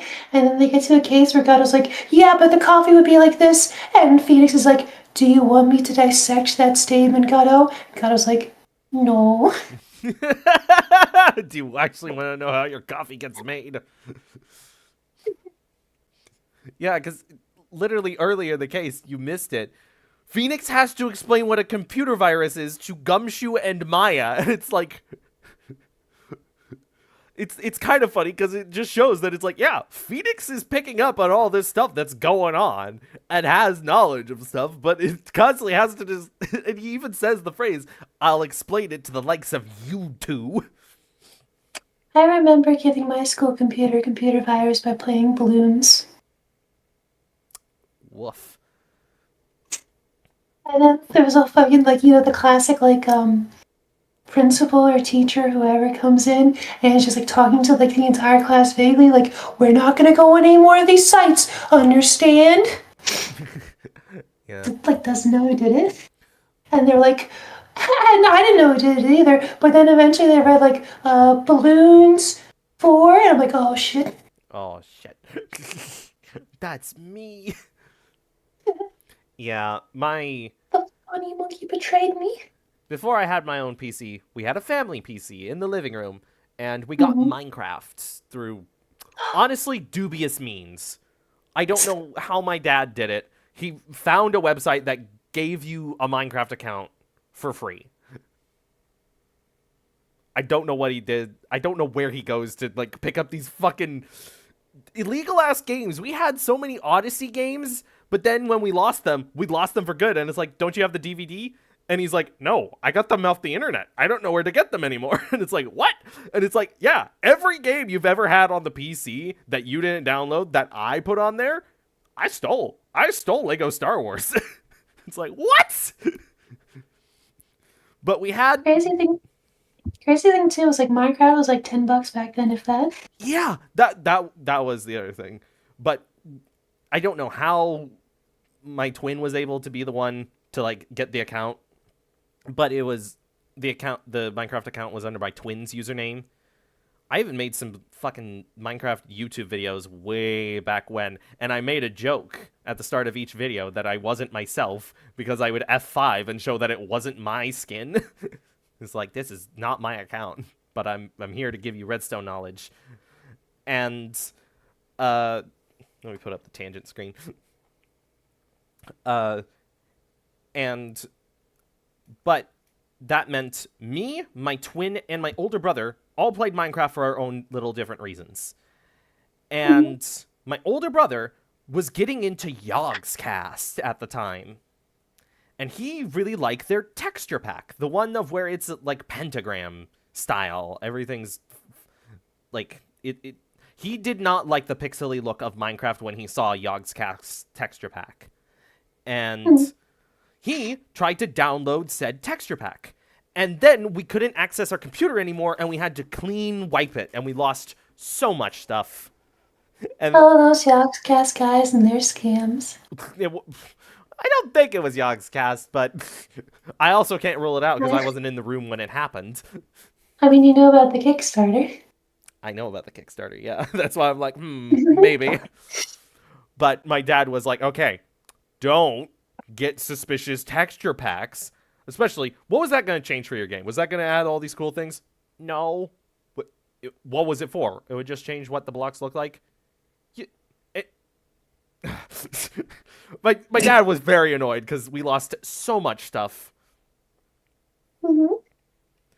I spent so much not money on all those games. Well, it wasn't just that. We kept, like, family photos on that computer. Also free. The camera wasn't. Yeah, that sucks when you like, there are photos that like existed and they were just like on a computer you don't have anymore. Yeah. Yeah, For when the doing when doing Christmas ornaments, I found an ornament I made when I was younger that was just like a printed piece of paper with like a row of photos. And I just took the piece of paper and tried to wrap it around a globe, which only works so well, And so that is kind of like our main way to see those photos now. This is a silly little fucking piece of paper I printed out and like glued to an ornament. Poorly. Wow. Yeah. For most of my family, we don't remember a lot of those photos. And sometimes when we're reminded, it's like, yeah, that's kind of a shame. But I'm secretly in the background just like, yes, have less photos of me. Yeah. But then it's also... It sucks when you had like a pet. It's what? It sucks when you had like a pet. Yeah. Yeah. Continue your thought. No, that's kind of the end. Now I'm thinking of the pets I used to have. Oh. Funny doggos. I've only had one dog, but I've had 3 cats. 2 of the cats, I know they're not well. I know where one of them is right Mm-hmm. now. I know That's exactly where they're bad. buried, I mean. Mm. And then there's one cat that they were like a half indoor, half outdoor cat, and we never put a collar on them because they didn't like wearing a collar. So one day they just never came back. I don't know where they are. Hugs you. All right, back to the game. Fun game. There is one thing that was clearly demonstrated by yesterday's testimony. Mr. Kudo broke the vase that was on the table where he was sitting. What did Rat say at the end there? I can't see it. And yet, Broke the vase at the table. You mean the one he was sitting at? Yeah. no, Mr. Kudo is an X-Men and can very specifically destroy all vases in a single building. Last night, I've been on the X-Men kick, and last night I was like, oh, yeah, I gotta get to sleep so I can wake up for titty times. And then I was like, I'm gonna watch like one short video, and I watched like, one of those like how it's actually made videos. And it just happened to be one that had like a bunch of X-Men jokes for no reason. It was like how toy dinosaurs are made, and it's like this is where they hold the dinosaur in a magnetic cell, just like Magneto. But why would they hold Magneto in a magnetic cell? That doesn't make sense. This is just like issue 376 of X-Men with Dr. Silicone. Wow. This happened to be the one video I clicked. As the court can see, there is an unbroken vase on the table next to the victim. Why? Because Mr. Kudo was not, in fact, sitting at the table next to the victim at all. Objection. Don't be an idiot, Trite. That's impossible. That seat's the only one Kudo could have seen the victim's reflection from. Exactly. There is only one conclusion we can draw from this contradiction. There was no mirror at Tribulations that day. Your testimony, Miss Armstrong, is an elaborate lie. Mon Dieu! Objection! What'd you When say? she bites my thorny stem so hard my petals fall off. Mon Dieu. Oh, Paris. Don't try to confuse the court, Trite. Obviously, the witness cleaned up the vase, while the police were taking their time getting to the crime scene. Objection! Unfortunately, Mr. Godot, that doesn't quite work for me. Miss Armstrong already testified to the contrary in her own words. I did not touch anything else except the mirror.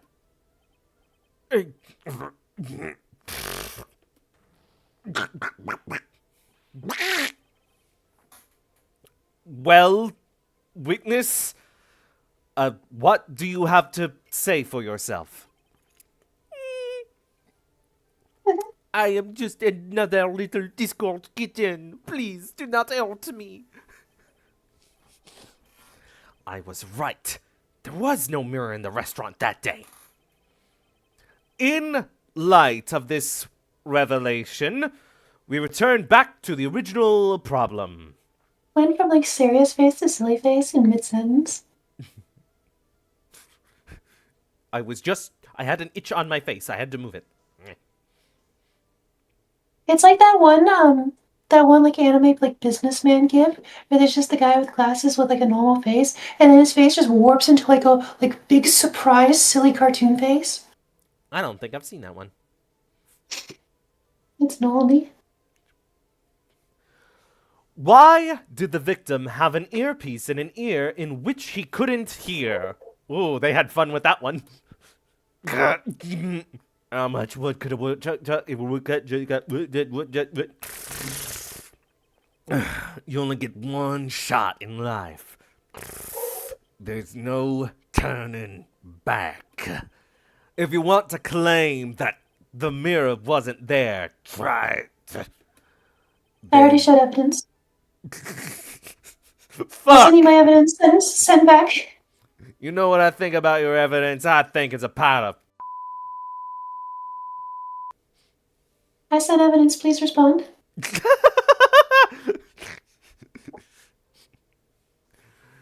Then this problem is all yours.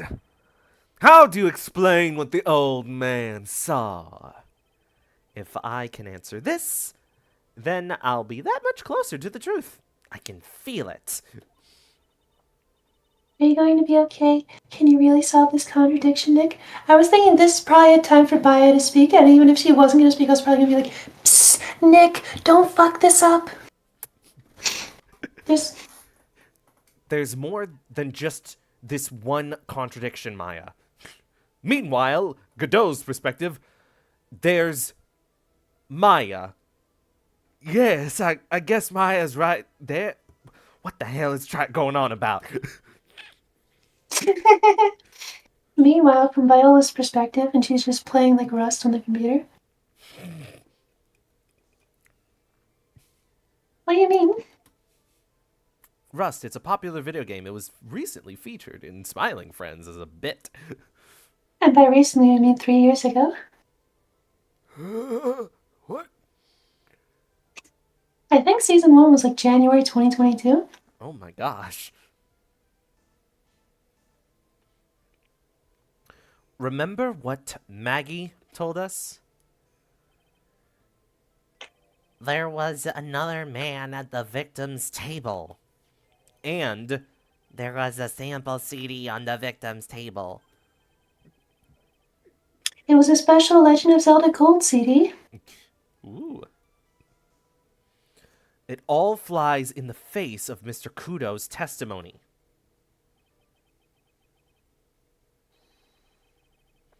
And I think I know the reason why nothing in this case is adding up. Well, Mr. Wright, let's hear your answer. Yes, Your Honor. He did the Drinky Bird this time. She had such force in this swing that she made him Drinky Bird. Punk! Ah! Oh. Whoops! That was the wrong button. I hit space by accident. Clearly, Mr. A Drinky Bird? What? A Drinky Bird hit your hand? Yes. Clearly, Mr. Kudo made a mistake. Mr. Try It. You're the one who brought up all these contradictions. And? If you're trying to tell us the old man just made a mistake, we can wrap this case up right now with a guilty verdict. How about it, Mr. Wright? Should I just declare your client guilty? Is that the best you could come up with, Nick? I'm sorry, Your Honor. I was the one who made the mistake. I'll give you one more chance, kitten. Think carefully before you answer this time. Hey, Tigre's the kitten, not me. Yes, Your Honor. The reason behind all the contradiction in Mr. Kudo's testimony is simple.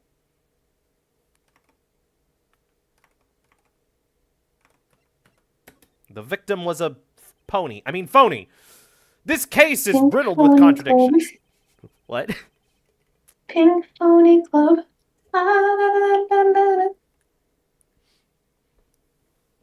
It's a song. I know it's a song. I'm just trying to remember what my reaction was, because I went into an Old Navy with my wife, and I was hearing that song, and I asked my wife, do I know this song? This sounds familiar. And she's like, this is Pink Pony Club, the original. And it's like, oh! Wait, why did you say original? Because I know that you listen to no original song, you listen to remixes and stuff, and it's like, hey, true, but... You don't have to call me out in fucking Old Navy. I like Pink Pony Club mashed up with Phantom of the Opera. That's a pretty popular one. Ooh. Dun, da, da, da, da, dun. Yeah, I've only heard Pink Pony Club Steam Power Giraffe cover. Yeah, I've read that. Yet there is one very simple answer that clears them all up. And that is the incident Mr. Kudo witnessed and the incident the victim experienced were two completely different events. Meanwhile, Godot's view were events. Okay, Those are two what the completely fuck, different right? recordings of the We same know they're song, Your events. Honor. Those are two completely different recordings of the same song, Your Honor. What? There's a there's a pretty big deal Hololive cover of Good Luck Babe by Narissa Ravencroft, who is very gay.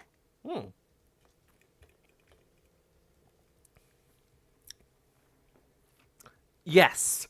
That Mr. Kudo saw wasn't at all. What the hell is going on? I like this bit. Where's that man's nose? It wasn't a phony pretending to be Mr. Elg. Well, that one I understood. How does this man breathe without a nose? Obviously, unlike the victim, there was nothing wrong with the imposter's left eardrum. That's how he ended up wearing the earpiece on his left ear by mistake. What a wild conclusion to come to. Yeah. Is there anything to suggest this, or is Phoenix just making shit up? Like I know he's right, but still. Was there anything to possibly suggest this other than the things don't line up? Was there like a fake car accident or something that we can use as a hint? No, it's specifically about the fact El Tigre, in the universe of Ace Attorney, is the ultimate master of disguise. And it's just like it's never really. I don't think it's going to be commented on in this case, other than the fact of just like, I guess it looked like them, and no one comments on the fact that it's just like El Tigre impersonated two people successfully. Two? Yeah, they're saying that he impersonated the victim here, Oh, a fake victim, and he I didn't impersonated think that was Phoenix. him. I thought he just hired someone to do it. No, it's him. And whoa, what's his face doesn't comment on the red skin. I guess it's like Mystique. Yeah. Order in the court. Settle down, or I'll clear the courtroom.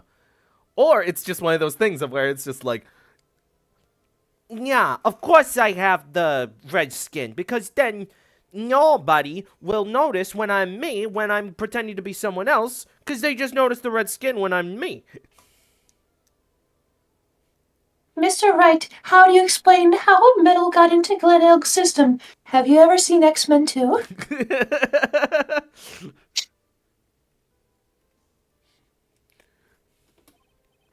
Quiet, Gramps. Why don't you clear out of here, huh? What did you just say? Right. Are you saying that what Mr. Kudo saw was a setup? Yes. Yeah. Yeah. Someone pretending to be Glenn Elg and acting out the whole coffee poisoning. All for the express purpose of creating a witness out of one Mr. Victor Kudo. Objection! Get real, Trite. Why would anyone want to do that? Isn't it obvious? The whole... To wear the cool headpiece. What? To wear the cool headpiece. The thing Mr. Kudo was most insistent about in his testimony was... The serving girl brought him a Javachino, but she put something in it. That's the servant girl right there in the defendant's chair. I remember her well. Even doing that little one. I feel like All Might. I'm slowly losing my ability. And every time I try and do it, I cough painfully. Mm-hmm. Mm-hmm. It's so hard to believe, but there was one and only one reason to show Mr. Kudo this fake poisoning. To show Maggie Bird in the act of poisoning the coffee.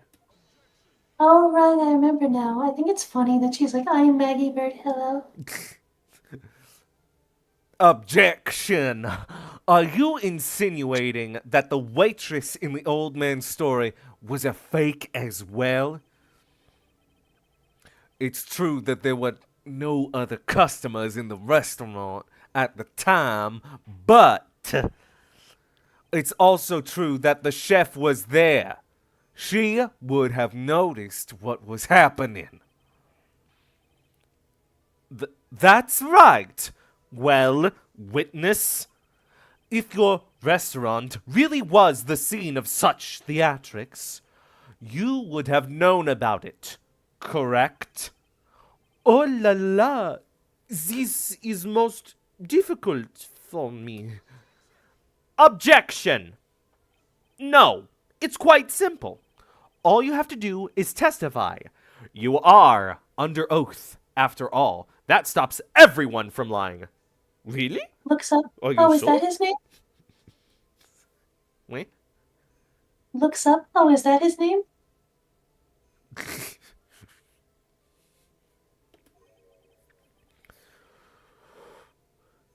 Was there, in fact, a phony at Tribulations that day? The defense demands that Miss Armstrong tell the whole truth about what happened.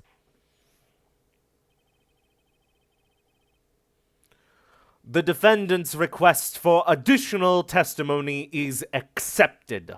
You will accurately explain in detail the events in the restaurant that day. You accidentally said defendant instead of defense, and that made me think of like Phoenix going on this whole spiel, and the judge being like, I don't know, and then Maggie just goes like, "Smack," and the judge is like, all right, sure, we'll do it. We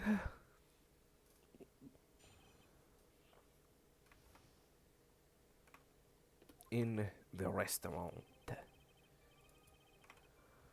La victim, Monsieur Elg, he came to my restaurant alone. I remember the old man arrived not long after him. There were no other customers. When he got word he won la lottery, Elg became very excited.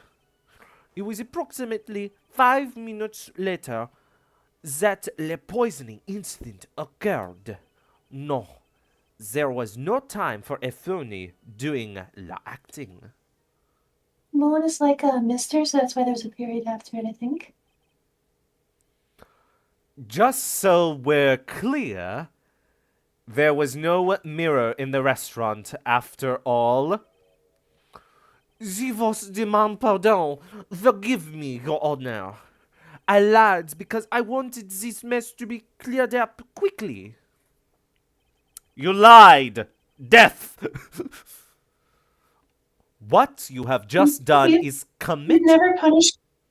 We've never punished perjury before, but something about the type of person you are, I think I'm gonna punish this one. Oh, no. What you have just done is commit perjury, Miss Armstrong. I will decide how to punish you later. Ooh la la. Oui. For now, we will hear your cross-examination. Mr. Wright, if you please. Does the judge let people lie on the stand to just get with them after court? Damn. Huh? What a hustle. I had the thought that your voice is very pleasant today. I What? just like it in my ears. Say that again? I had the thought that your voice is very pleasant today. I like it in my ears. Oh, thank you. Your voice is also pleasant. Wow. I love it when I make you laugh. Especially the ones that I can tell, like, just suddenly grab you and you can't stop. A lot of the time I'm just smiling. Yee.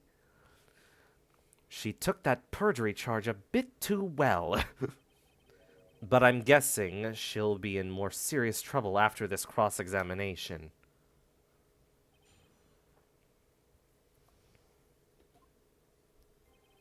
La victime.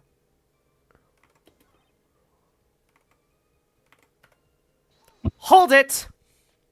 By old man, you mean Victor Kudo, correct? Oui, it comes often for my special coffee. I drank your coffee once, Miss Armstrong. It's special, I'll give you that. It's worth a sip just for the experience. Now I want a Oh, funny drink. oh, you make me so happy, monsieur. You are most welcome any time. I said it was worth one sip and nothing more. So, old Mr. Kudo arrived at the restaurant around the same time as the victim. Maybe I should ask about his arrival in more detail. I like to think, when Nick just gets in his head for too many lines, you typically hit a Maya line, and just in real time in the court, and Nick's just standing there for a second. Maya has to be like, "So Nick, do you think you can get this guy to remind him to do something?" That's her main reason for being there. He just sometimes gets lost in thoughts all alone. Yeah, we're not dating. I'm just his, mental supports person. Have you ever seen Monk? Oh, yeah. What was she called again? Caretaker, maybe? I don't know. Assistant? Assistant. I would get unflattering comparisons to Monk. What? I would get, as an autistic person, I would get unflattering comparisons to Monk. Ditto. Mm-hmm. But not, well, I'm not diagnosed autistic, but something's up. Highly suspected. Something's up. Out of curiosity, about what time was it when Mr. Kudo arrived? It's plaustistic. It's plausible. Oh, Autisable. no. I cannot remember, monsieur. I believe we were told by a witness yesterday. The crime was reported at 2:25 p.m. by a stereo master. Does that jog Seriously? your memory, witness? La incident happened about 20 minutes after he arrived. So the victim must have arrived between 2 p.m. and 2:10? No? Just after 2, huh? Thank you for your help in jogging my memory, monsieur. You are wonderful. I can't sit here all the time and do nothing now, can I? Charlie and Mip by the fire. What? Or maybe Charlie and Mip by the fire. Or maybe I like when you jog my memory. The time of day will be added to the witness's testimony. Oui, monsieur judge. Everything I do it for you.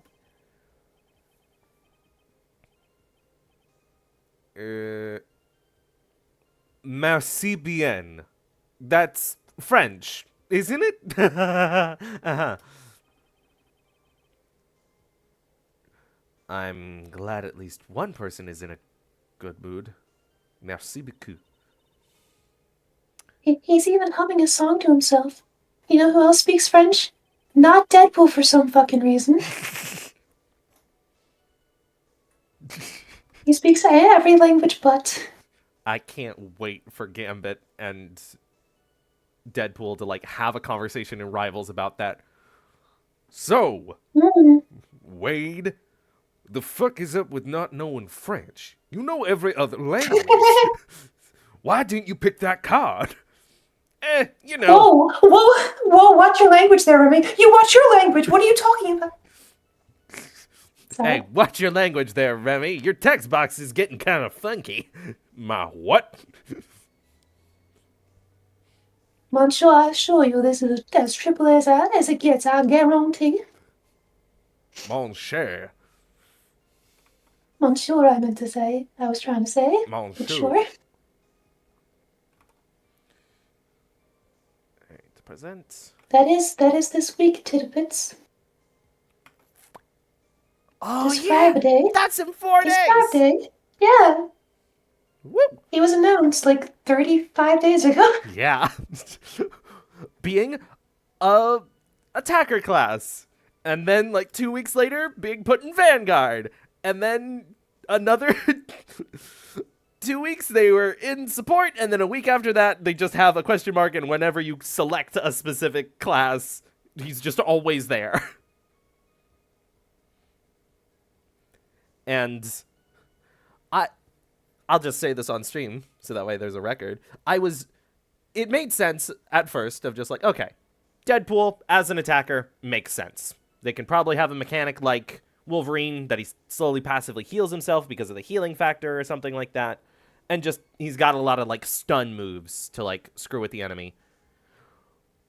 But then when they announced that he could be a tank, it's like, ooh, that would be interesting. Like they crank up his healing factor and he's a tank that you can't kill, but maybe you can like dismember and kick his head like a soccer ball away from the point.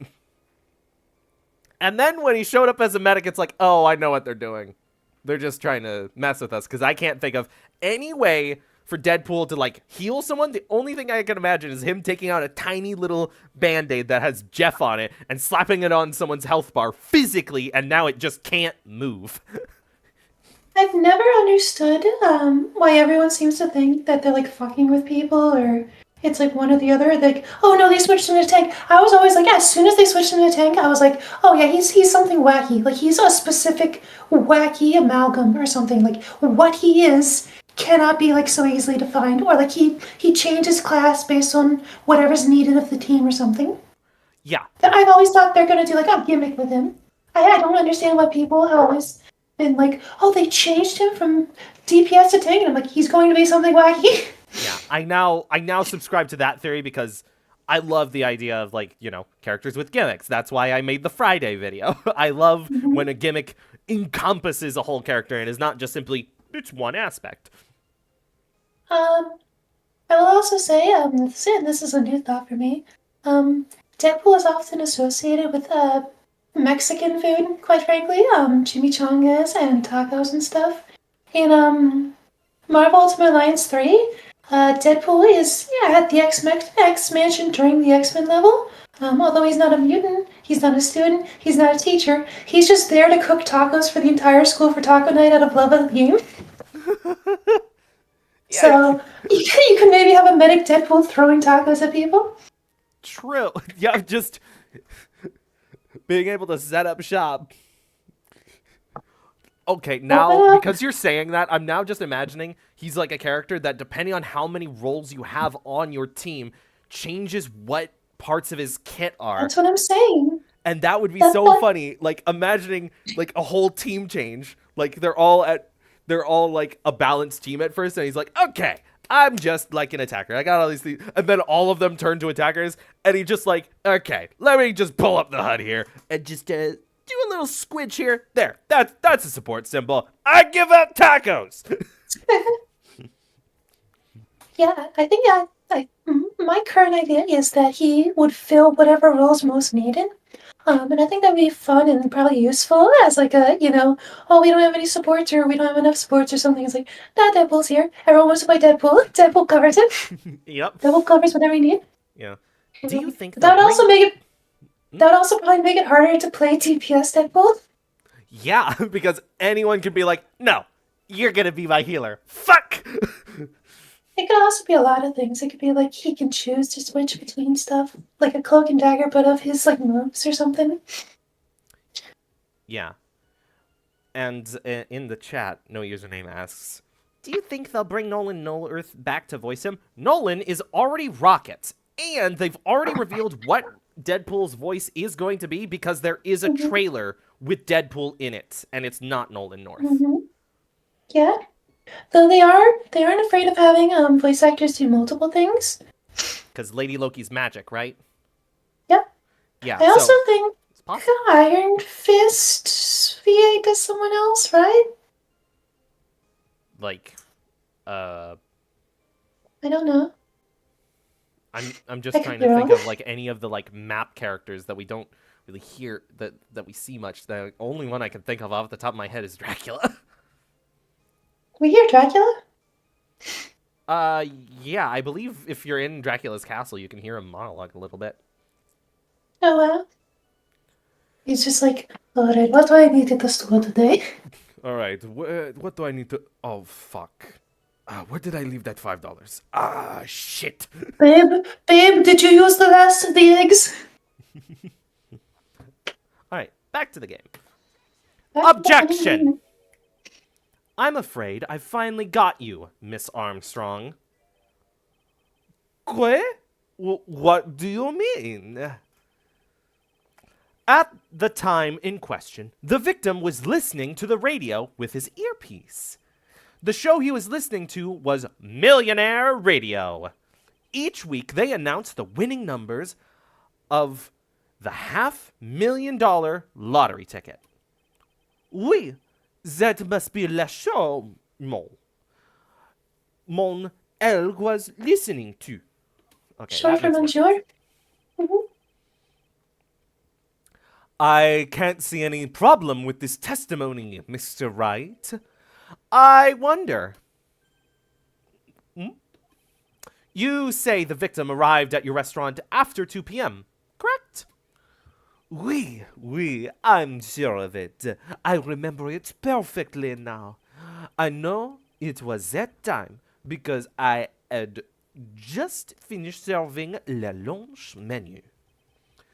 Lelouch from Code Men? Get to the point. Try it. If you have one. I would have been interjecting more with Viola, but my brain's too fried to make up Viola lines. That's all right. That's all right. Pat, pat, pat, pat, pat. Pat, pat, pat, pat, pat. That show is broadcasted live at 1:30 p.m. and it claims to be the most thrilling 10 minutes of your life. It's on the air at 1:30? On a weekday?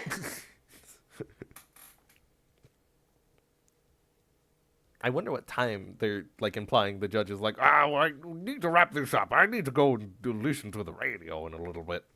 Whose voice is this? This isn't the judge. Usually these are morning.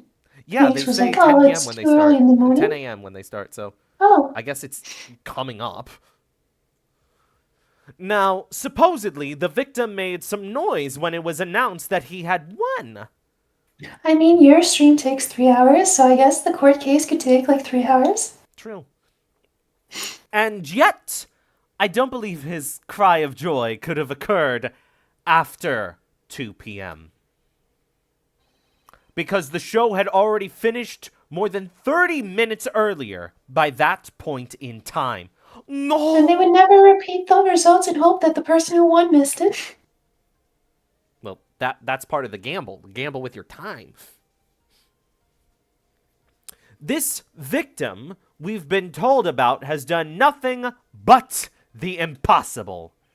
Before we get to the winner of the lottery ticket you paid for, here's a word from our sponsors. A word from our sponsors. Sunk cost fallacy. Listening to the radio with a ruptured eardrum catching a show that was already over. There is only one conclusion that we can draw from these facts. The fake was Chuck Norris. I'm picturing Don Tigre just doing like a poor job of being like, oh no, poison, bleh. This victim was an imposter, acting out the poisoning 30 minutes after the real murder.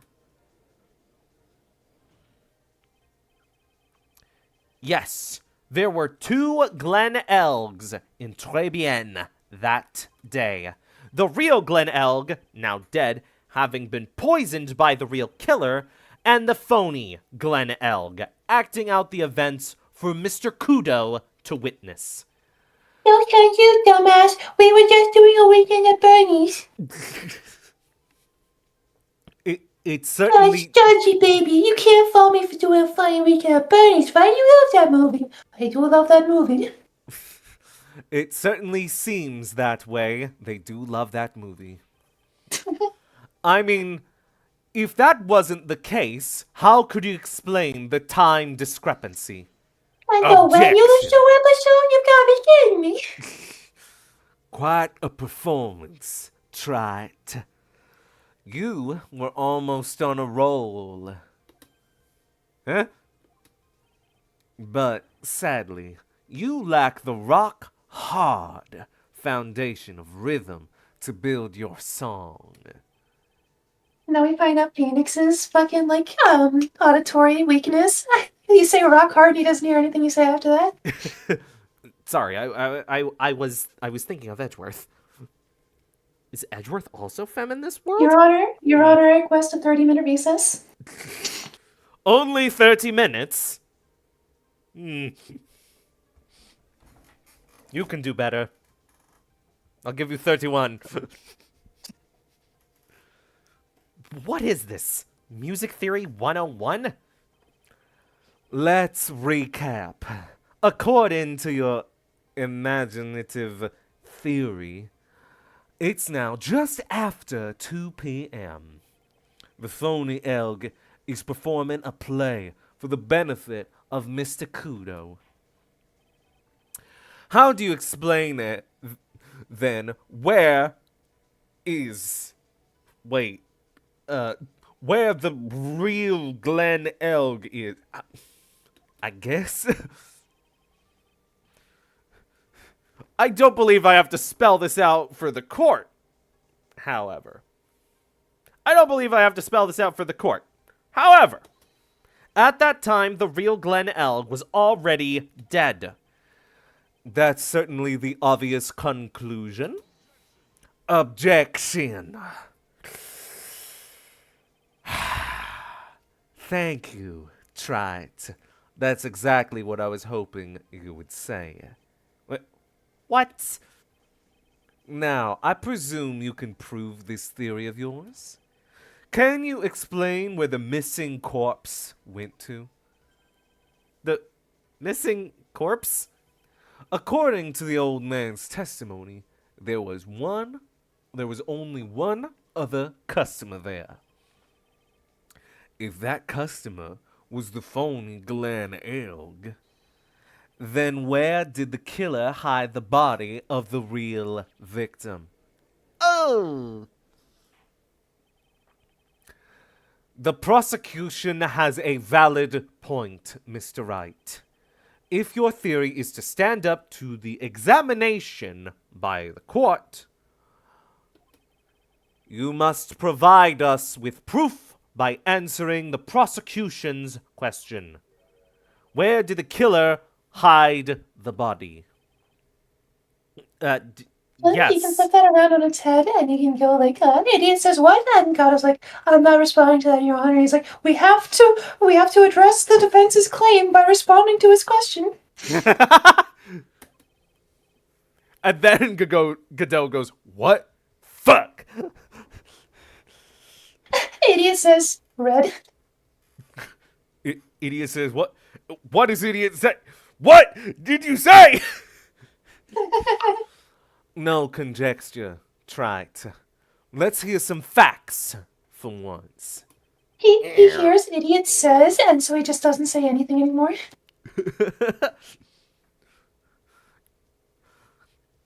Show the And then court. it cuts to the internal fucking Death Note monologue where he's like, oh, I can't say anything or I'll be an idiot and I'll be thrown out of the courtroom. But if I don't say anything, I'm gonna lose the case. Show the court a piece of evidence that proves where the body was hidden. Evidence? You don't use that. Why do I need to? Hey, what the intense pressure in here all of a sudden? I'm trying to listen to something here. Are you listening to that one voicemail from Francisca? No, I'm listening to the funny clip of Aaron leaving Dan a voicemail. Oh. I listened to Francisca as soon as we got in the courtroom. Oh. Hey, wait a minute. I thought I had him with that contradiction. Damn it. But he's turned it all around and backed me into a corner instead. Only Edgeworth's allowed to do that. Well, Mr. Wright, the court will now hear the defense's theory and evidence. First, where was the body of the real Mr. Elg concealed? It reminds me of those Whose Line Is It Anyway bits where they're like, something you can say about your wife and your dog. Something you can say in a court of law but not about your wife. It would have been too dangerous to take the body outside. Obviously, the body must have been hidden somewhere inside Tribulations. Interesting. But where could a body have been hidden inside a restaurant? A just suspiciously bloody chef's hat. The soup. We'll get Detective Chu on this. Perhaps you would care to show the court of these plans, Mr. Wright? Yes, Your Honor. The exact location where the body was concealed inside Tribulations. Exact location. This huge-ass box. I mean, I would have guessed that, but I don't know why I was supposed to guess that. Yeah, it's kind of silly. This case might not be very well thought out in terms of gameplay. Yeah, I see this case as a necessary to show off some factors about Godot, but also you could just have those factors in a better written case. This case is so weird. I like some of the points. Yeah, we can't just... What I meant by it's necessary is the fact we can't just rip it out, because then the fifth case doesn't work as well.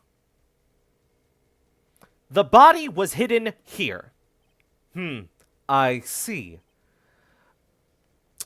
Nice supposition. But the real question is, can you back it up? Yes. Sir, this is a court of law. This is a court of law. Back it up. Go on. Respond to the claim. Where's the evidence that proves the body was hidden in that location? This feels like a fucking sketch show bit, like just the lawyers back and forth, like fucking with each other, and the judge is like, well, are you going to respond to his claim, or I'm gonna have to defend your, I'm gonna claim the defendant guilty? And they just try to like keep going back and forth, like making it worse and worse. Miss Armstrong, do you recognize this bottle? No. Oh, I have never seen that ugly bottle before in my life. I only use la very best bottles, monsieur. The highest quality only for me. Where was that bottle found, Mr. Wright? Interestingly enough, Your Honor, it was found in the kitchen of Tribulations. Quoi? But I only ever use these bottles for my aromatherapy oils. Bup, bup, bup. But this bottle doesn't contain aromatherapy oil, Miss Armstrong. No, it contains a medication. What kind of medication? I'm Gay sure one. everyone remembers, don't they? What'd you say? It's for when you aren't feeling as gay as you used to. It gets your gay levels back up. Oh, may I have some of that?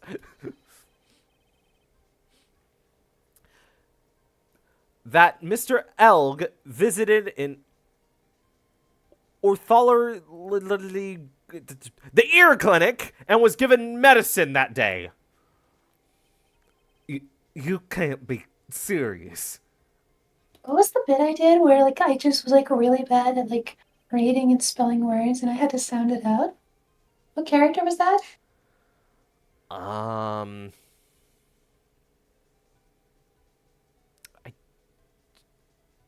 was it in the Phoenix Wright trilogy? It has to Yeah. be because that was the only time I let people in. So, what was the cases we had? Oh wait, I think it was Max Payne actually. I think it was Payne. Oh yeah, it was. It was a pain. Mm-hmm. The defense had the contents of the bottle analyzed, and I have the lab results here. The contents of the bottle match the prescription that was given to Mr. Elg. Boy! Glenn Elg's murderer hid the body in the restaurant kitchen, at which time this bottle fell out of the victim's pocket. Miss Armstrong, when the incident occurred, didn't you say you were in the kitchen? Mon Dieu. Yes, you know what I'm about to say.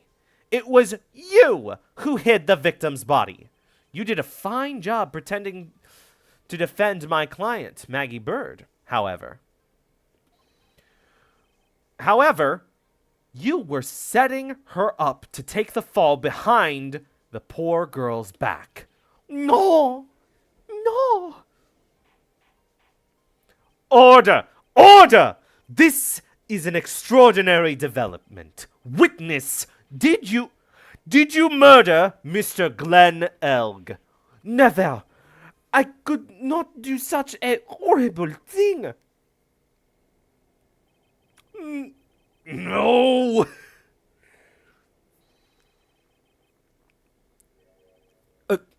Mr. Godot? Go, go, go, go, go, go, go, go, go. The bitterness. Every time I get lied to, I always down a mug of coffee. That's a lie. We've seen you not do that. No! Go, go, go, go. That's one of my rules. Do you have the slightest idea how many cups you've had by now? You're almost going to beat Tycho! My wife. Then I like to do the same to the person who lied to me. I like to take them down with an empty cup. Listen up, Chief. How about a brand new flavor in your ear? My H deficient friend. Je vous demande pardon? Please, you must hear me out. It is a trap. Listen to me. Por favor.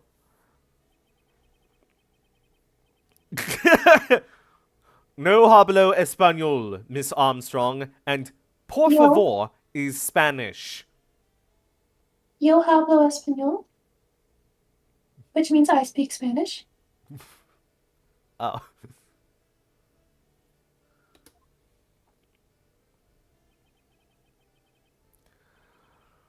I'm only going to ask you once. Did you do it? No, no, no. Absolutely no. I simply.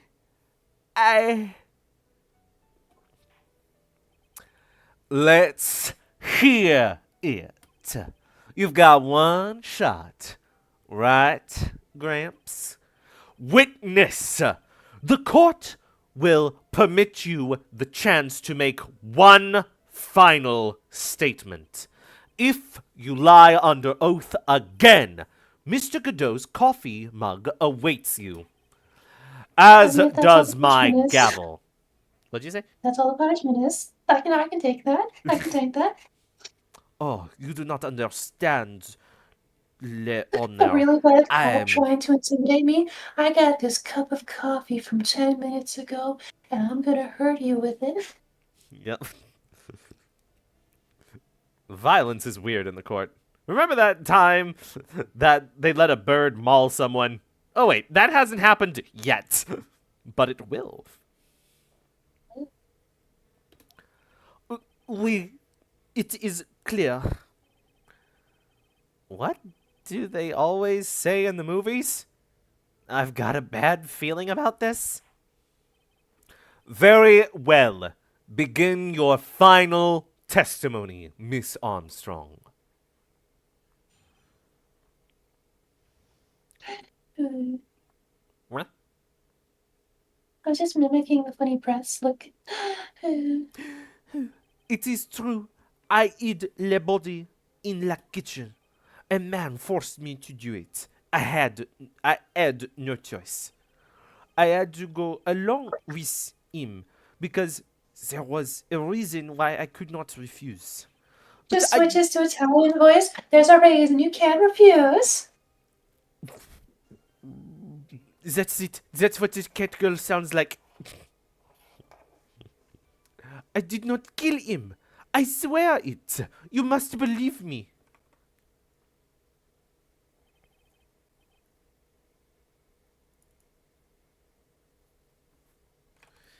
You were forced?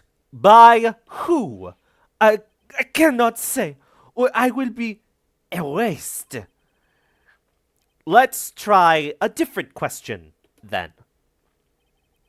When Mr. L died, was he really the only person at his table?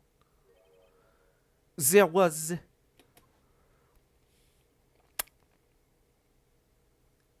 There was another man. Yeah. I knew it. Maggie was telling the truth. The truth. You may cross-examine the witness now, Mr. Wright. If you think you can. There's just one more thing I need to do. I gotta break this gal and get her to tell us the name of the real killer. Crack her egg.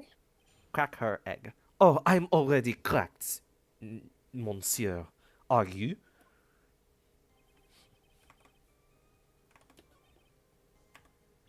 It feels like one of those like 2000s, 90s like extreme ads. Like, I say no to drugs. Do you? Objection! Let's end this dance of ring around the rosé, Ms. Armstrong. This is the man that you've been referring to. Who is that? I feel like I've seen him somewhere before. Who is that? And has someone claimed them as their Discord kitten? Not anymore. Oh, I don't know. Maybe a month ago in this very courtroom. Remember when court hearings were being done over Zoom? I imagine that's how Furia was able to do it. It's just like, I changed my profile picture to Mr. White's, and now they think I'm him. Identity theft you is seen- cool. Have you seen the one where they're like, where the fuck is the defendant? And he's like, oh, sorry, I'm late, guys. I'm on my way. And he's driving. And they're like, are you fucking driving to your license suspension hearing? Yup. And like picking up McDonald's on the way? Are you driving during your license suspension hearing? That is so golden. This man. I'm pretty sure that has never happened before in history. At least not like to the judge's face. Yup. This man is Furio Tigre. He's the manager of a loan office called Tenderlender. There's no point trying to hide the truth anymore, Miss Armstrong. I know you couldn't go against Mr. Tigre. At least, not while he had this on you. You just spin her around and there's like a giant, comically sized pipe bomb on her back. Pipe bomb! I learned it from my favorite girl, Hatsune Miku. Maya is throwing pipe bombs, and her mom's like, "Where'd you learn how to do this? I learned it from watching you." Or like pearls. A $500,000 loan from a black market loan shark. That's why the restaurant's so expensive. And you had And no and way. yet nowadays it would be like not even a fucking fraction of the cost. Yup. It being $20.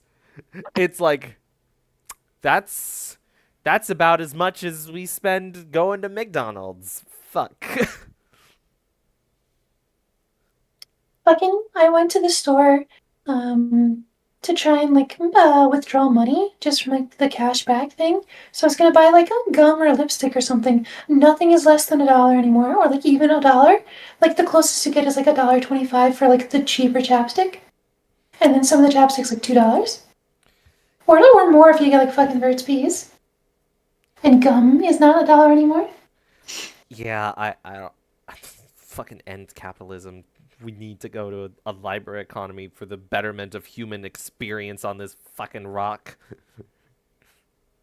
We are not just numbers for these fucking things. I hate it here. I hate it. I hate it. I hate it. But Pet. I will point out the one light in this dark spot. Fucking Winco Foods. My wife had a dinner with my parents recently, and so we had to buy a lunch for 4 people. Do you want to know how much we spent? $27. We spent $27 for like several pounds of chicken, JoJo's, and a drink for me. What the JoJo's? Ah, yes, I'm not the only one who doesn't know what a JoJo's is. Yes! So JoJo's are like potato wedges. Okay. My wife called them JoJo's. My fucking parents called them JoJo's. And I'm like, what the hell is a JoJo's? I keep on thinking of this stupid joke of just like, from where I'm from, they're called potato jimmies. Potato Jeremy's. Potato Jeremy's. Where the fuck are you from? But it's your parents asking you. Yeah, I didn't realize they were actually called JoJo's. I've only when they finally explained to me a while later, I'm just like, what is a JoJo? It's just like, it's a potato wedge. It's like, oh, okay. Why were you calling them JoJo's? It's like, that's what they're called. It's like, I've never heard that. But I also don't get out much, so when I say, I've never heard that, it's more just like, oh, fuck, sorry. I've never heard that either. Yeah, apparently it's a West Coast thing. Well, that would explain it. Yeah. So that means we know where you are, no username. You know what a JoJo is. That's what you do on these streams. You're slowly trying to find my position. The only place where they call them JoJo fries specifically is this small, like 200-person town of Chucktown, Mississippi. And you had no way of paying it back, did you? That's why you were forced to Whoville, do... Michigan. What? Whoville, Michigan. Please, not that video, no. That's why you were forced to do anything this man told you. Yeah.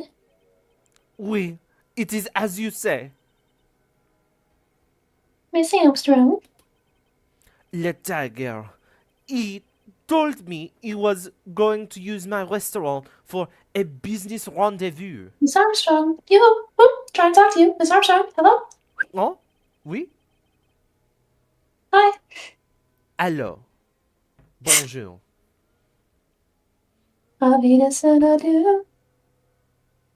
Now you're speaking crazy. On the day in question, he was meeting la victim to demand that he repay his loan. His lion. Wow. It's a tiger who collects your lions. I don't know why it happened like that. I just did what he told me to do. I had no choice. I carried the body and let unconscious Maggie out of the dining area and into the kitchen. After that, I tried to forget what I had seen. I think we You'll can never now forget. safely say You'll that see it again every night. he looks scarier in grayscale. When he's not a cartoon color. Yeah, he actually looks intimidating.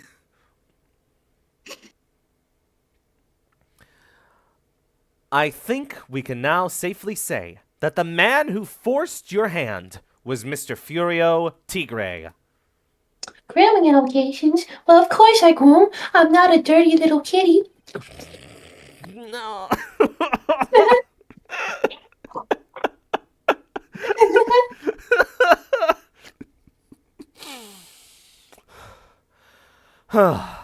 I do have one further question for you, Miss Armstrong.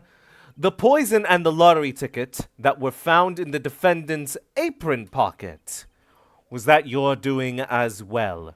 No, I knew nothing about that. Making it look like it was Maggie who had done it, I was not. It is despicable. You see, the thing about that is, would you excuse me for one moment? Of course.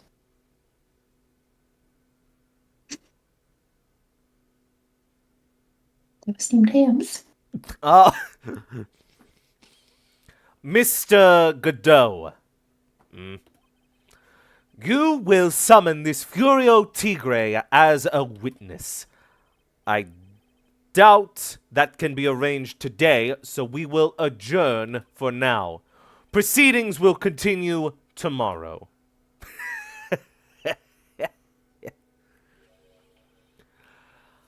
30 minutes. What? The trial will go on. I'll see to it myself. I need half an hour to get that guy on the stand. Not a minute more. How the... It will take you exactly 17 minutes and 59 seconds. And then the rest of the time is me making coffee. Who said that? Don't sit back and relax yet. Try it. No one knows if that chef is really telling the truth or not. This trial could still go either way. Very well. Your request is granted, Mr. Godot. We will resume once Mr. Tigre is ready to take the stand. Until then, court is adjourned for a 30-minute recess. Maya unplugs her headphones and was like, okay, I'm ready to help out the case. What are we doing? Oh, recess, great. This is the time to message your girlfriends now, girls.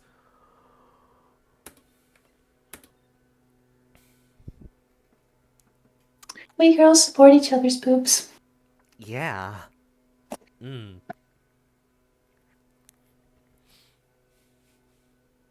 I was making, it didn't come out yet, but in the Skylander session of Starcake, I kept making jokes about characters just falling off the precarious cliffs they stand on for some reason, because they try to lead against Biscuit, but Biscuit's never there. What? Hey there, buddy. I just need your shoulder for a quick what? Yep, exactly.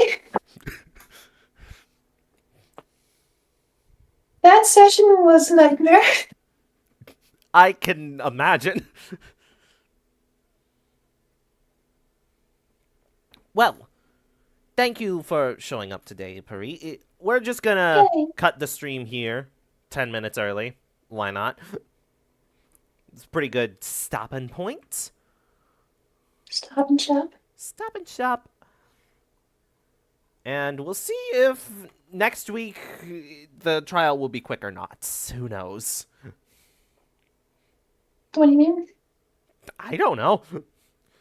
I can't look at the guide anymore of just like this will be short, because remember like 2-3 streams ago that I was just like, yeah, we're really close to the end, and it took an extra 2 hours.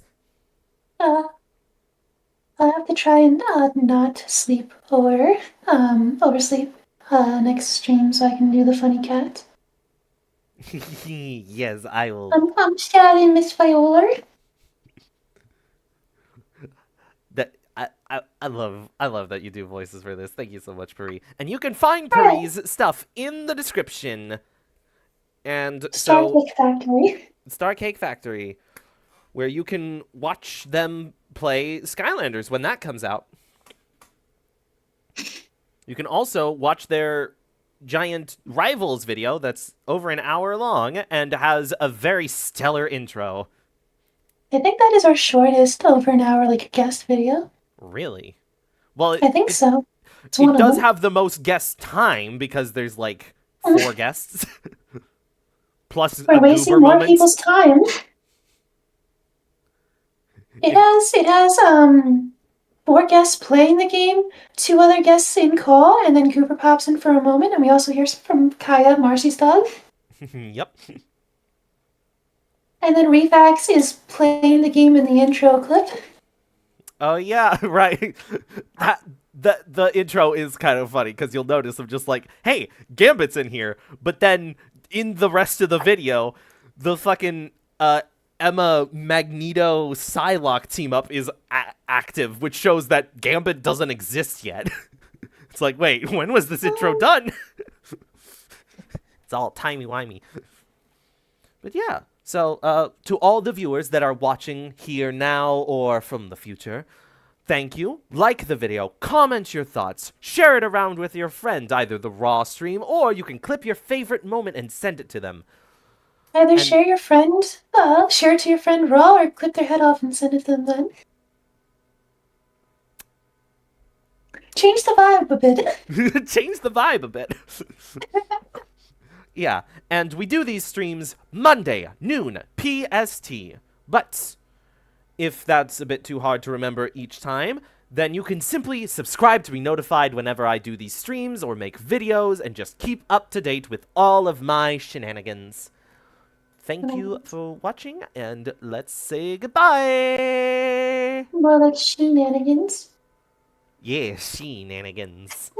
She's May her. nanning again.